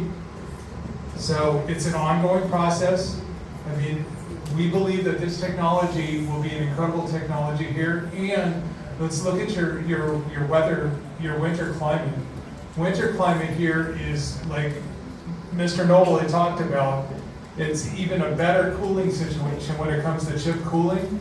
So I believe we're going to put the top of the line equipment in. I also stated, you know, as equipment evolves, if there's a better technology that comes out there and that's proven, we will incorporate that here to be a better resolution for the community. We will continue to evolve. We don't just build and then say we've got it and that's it. We're continually evolving. So to answer your question, that technology right now is being tested in Texas. Is that the Texas one that shut down? Is that the Texas plant that had to shut down? The Texas plant that shut down because of a blackout in the winter conditions, we shut down to provide power back to the grid so that critical infrastructure can stay operational versus mining. Bitcoin was not a critical infrastructure that needed to be out there. So when we were asked to shut down, we shut down and provided back. Yes, sir. So what problems have you had with this system so far? That was my question, is what problems have you had so far with this system? So we've had no problem with this system. Like I said, it's new technology, so we're testing it right now in Texas with no problems. It's been very agreeable in that temperature and climate and doing a great job for us. So it continues to be tested, but if we can implement that here, it's the top of the line equipment in data centers. Hi, my name's Vicki. I'm here from Shalersville. I have one more question. I want to know why you came to our 3 trustees and asked them to do a closed door meeting, and this is for Geist and Dyke-Book. That's not okay. Again, so whenever you go to a community, you're looking at new property, you need to understand the rules and regulations of your community, right? So what you want to do is get in front of the people. We didn't ask for an NDA.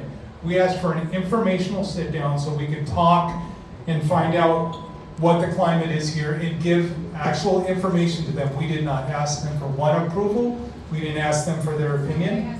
But I'm trying to inform you, ma'am, is that you go to the people that are informed, the people that, well, how do I get to your community? I'm asking their advice. How do I present to the community? When can I have an open forum, right? So you go to them and you share with them a business proposal. You're not asking for anything. And then how can we get on your agenda to get to the people to talk about this project? There was no ask, there was no NDA signed, there was nothing like that put in place.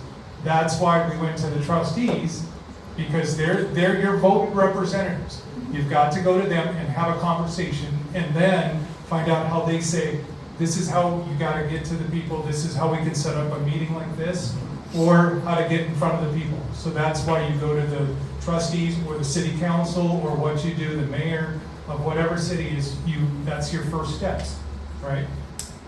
I mean, you guys can clarify, but that's... No, that's exactly what happened. And that's happened to us before with other businesses that have asked about it. The Geist company did when they originally put the building up. They didn't ask for anything, but they came to us and said, hey, we're looking at buying the property. We just wanted you to know before it was out on the street. And that's what they did.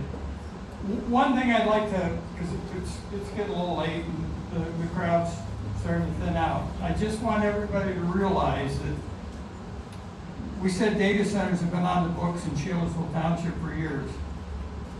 I had a gentleman back there verbally say I had to know everything about it in 2024. It's been on the books, allowed in Shalersville, since before any of the three of us were trustees.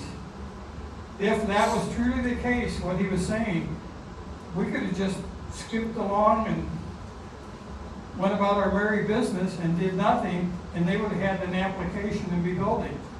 We saw it, we put the moratorium on it, we changed it via our zoning board. They worked long and hard at it. They worked long and hard at getting additional conditions, and they're still working on looking at things. But if we were truly that guy, that person that knew about this for 24 and was trying to sneak it in, we could have did nothing and it would have been here. Does that make sense? We could have did nothing. It was on the books long before any of us were trustees. A data center, and I use this analogy, if you had a road, it was a Volkswagen driving down the road. People didn't even know they existed. They're all over, they're small. Now, you see this truck with 3 trailers going down the road that's huge, a massive data center. That's when it gets people's attention, that's when it got our attention. For years and years, it wasn't a threat to anybody. It was small. There's, in Ravenna, a lot of businesses have it, banks, insurance companies, just for their own use. A room no bigger, not much bigger than the hallway out there. So they've been around for a long time. They were on our books as a legal use for years and years. We could have did nothing, and they would have already been here. We looked at that, and the gentleman in the back that said we knew we're hiding stuff. If we were doing stuff, if we were hiding stuff, if we knew, we could have just sat on our hands, but we didn't do that. So that alone should tell you that that's not true. Only believe about maybe 20% of what you see on social media. I mean, we've had so many. It started out with the gentleman with the NDAs. We've never signed an NDA. It's illegal for a township trustee to sign an NDA. I believe a lot of cities do it, and it's more tuned along the lines of a company comes in and wants to buy a piece of property, and they don't want to know, they don't want any of their competition to know they're buying that piece of property. So they go to the city and they say, hey, what can we do this? What can we do that? Can we get a tax payment here? And they want to get that all figured out before the news gets out that that piece of property is for sale and that type of manufacturer or that type of business wants to go to it. That's what NDAs generally do. Not to hide something from the public. The day any of us found out any information, we've been nothing short of transparent. And we're going to continue to do that. So it's tough to be up here and have people saying that because nothing could be farther from the truth. No, and we've stated right along, we want to be transparent.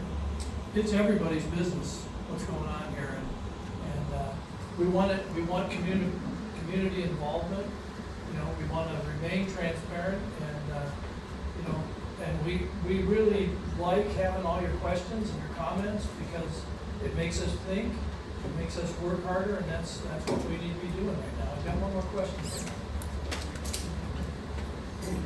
Yeah, I'm Cheryl Starcher from Shalersville here, and I'm listening to all that you guys have prepped and put together.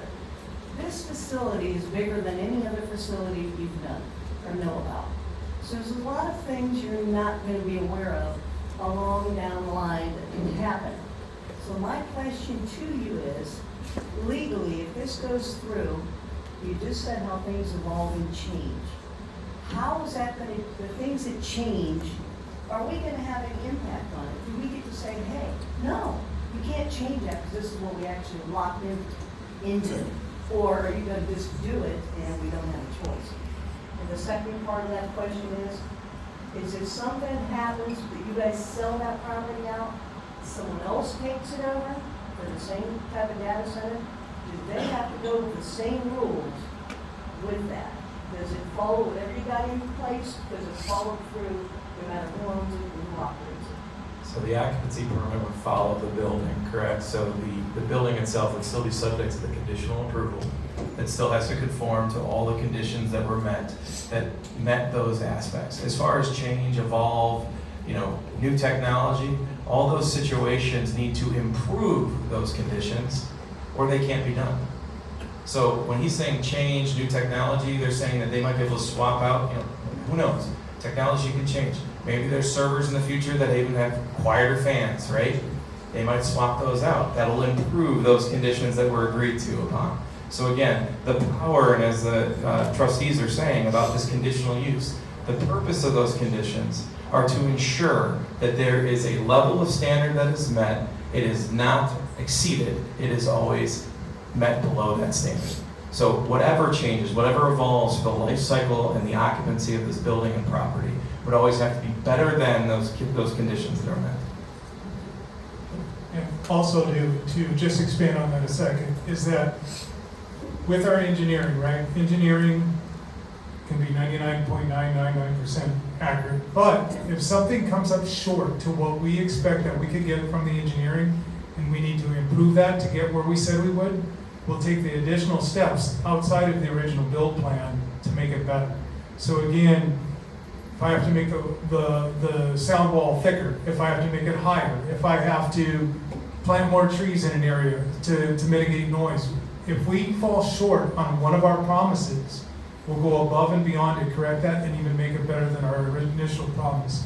So what I'm saying is it evolves, but at a minimum, we're guaranteeing this standard, but we hope to exceed that. But if for some reason engineering failed and we have something short, we will correct it to get it to the minimum or exceed what we promised initially.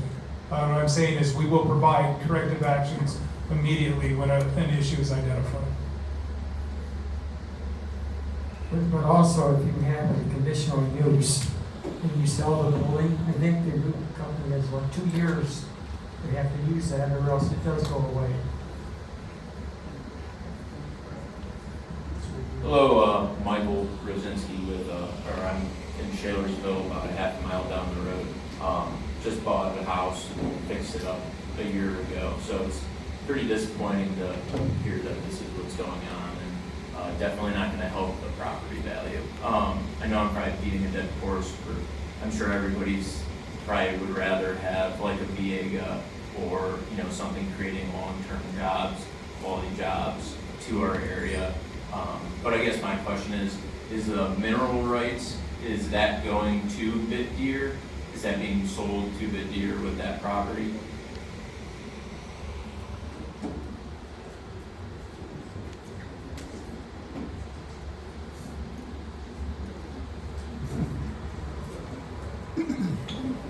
I guess mineral rights to the land, I'm not certain what the mineral rights might be to that land. Oil, gas.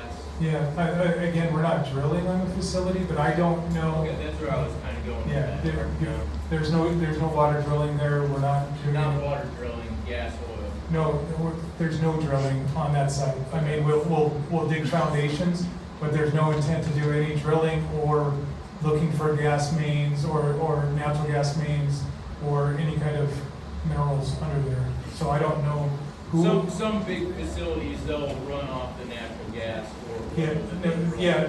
Again, we're not looking at doing at this facility our own natural gas production. I mean, we do have a site in Alberta that are consuming natural gas, and we're providing our own power. But at this location, I don't know, the proximity to natural gas. I don't have the geological studies to really research that. Plus, the design of the construction utilizes basically the whole footprint of the land for surface equipment. Bill Graham, I'm a pastor in Shalersville at a church across the road from the guy's property. For over 50 years, people in the whole region have been protecting and rewilding the Cuyahoga River for the quality of life that they expect in this area. You're building in the Cuyahoga watershed. You're very proximate to the Cuyahoga River. How will you be a good neighbor and protect the watershed and that river that's really sacred to a lot of us here. I'll let Paul answer some of the company questions on how they handle that. However, what I will say is that through engineering practices, we have to conform with stormwater management requirements that meet a level of standard to basically hold storm retention on our site, filter that, and then slowly dissipate that water and impact into the drainage areas. So again, it gets filtered and treated and go out, and it's sized in a manner that can handle a floodplain, right? And an impact of a impactful storm like came through this past weekend, right? But I don't know if you want to answer questions. Sure, and for all the operational equipment that's on the facility, everything will have containment so that basically the ground will be impervious. So as far as like soil concentration, if we had a line that's sprung a leak or whatever, first of all, you've got your engineering controls. It'll be automatically shut down. Any kind of drop in pressure shuts down that, so it minimizes any kind of spillage or whatever. Instantly, we have hazardous containment, and hazardous could be just a glycol mix or an oily mix or a hydraulic line on a fork truck as you're moving equipment. You instantly shut it down. You use oil spill cleanup, and it would all be contained and then removed to a treatment facility.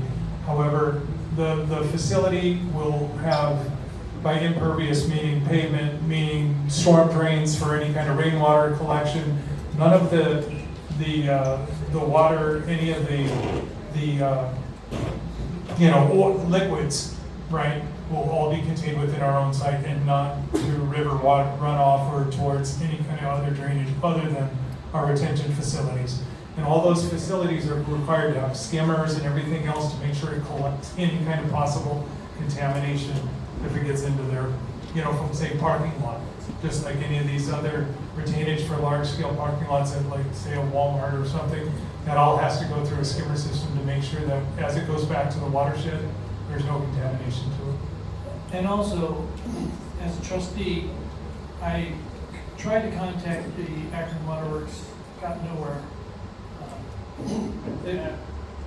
And finally, someone told me that the EPA, Ohio EPA, handles all that. So I did call the Ohio EPA. I had a nice conversation with one of the ladies there, and I contacted Conrad Geis and said I would like to be involved in a meeting with Geis Corporation, Bitdeer, Ohio EPA, and us trustees, so that we could hear with our own ears what they're presenting to them, so we know exactly what how EPA says about all this. That's just one of the things one of the avenues we're working on. Yeah, and with that, so for our facility that we built down in Massillon, I know we keep bringing that up, but that's the proof of work that I have for Ohio. During construction, EPA came by at least once a month, if not in rainy conditions. They're coming by almost every single time. They're monitoring, they're doing site evaluations, making sure that we've all got all the controls in, roadways being cleaned properly. You can't be dragging mud out into the roads and causing interference. They look at our retention pond, they look at our outflows, making sure that all of that's tested. So we do follow all the EPA regulations that are put in that specific area. And whatever the requirements are here, we will either meet or exceed those. And not only do you have your own evaluations, but when they're coming by, they're giving us corrective actions. And you've got 3 to 5 days to correct any of those actions. And if they're going into any kind of wildlife preserve or any kind of direct waterway, it's an immediate response. You have hours to respond to it, And again, I don't expect that there'll be any contamination, any kind of hazardous outflow from us, because we're engineered designed to keep that all within house. And I, run a business that has discharge into the Cuyahoga River, and I can tell you that working with the EPA, they are Johnny on the spot. They come out and they monitor all the time, any discharge, anything, and that's combined with Akron Waterworks. They do a good job, I can tell you that from working with them. I know these gentlemen are wanting to get out of here at 7:30, and we've kept them, and we appreciate them here. We'll stick around for more questions if you guys are wrapping up, I want to go. I know a couple of you got flights, but yeah, no, we appreciate you coming. That's part of the plan. I mean, when somebody presents something, we let them talk. So, but we'll be here if there's any more questions for the trustees on what we can do. My big thing is only believe a little bit of what you hear on social media, because it's usually very skewed. And thank you, everybody, for coming. We really appreciate you coming and giving us all your input. It really helps us.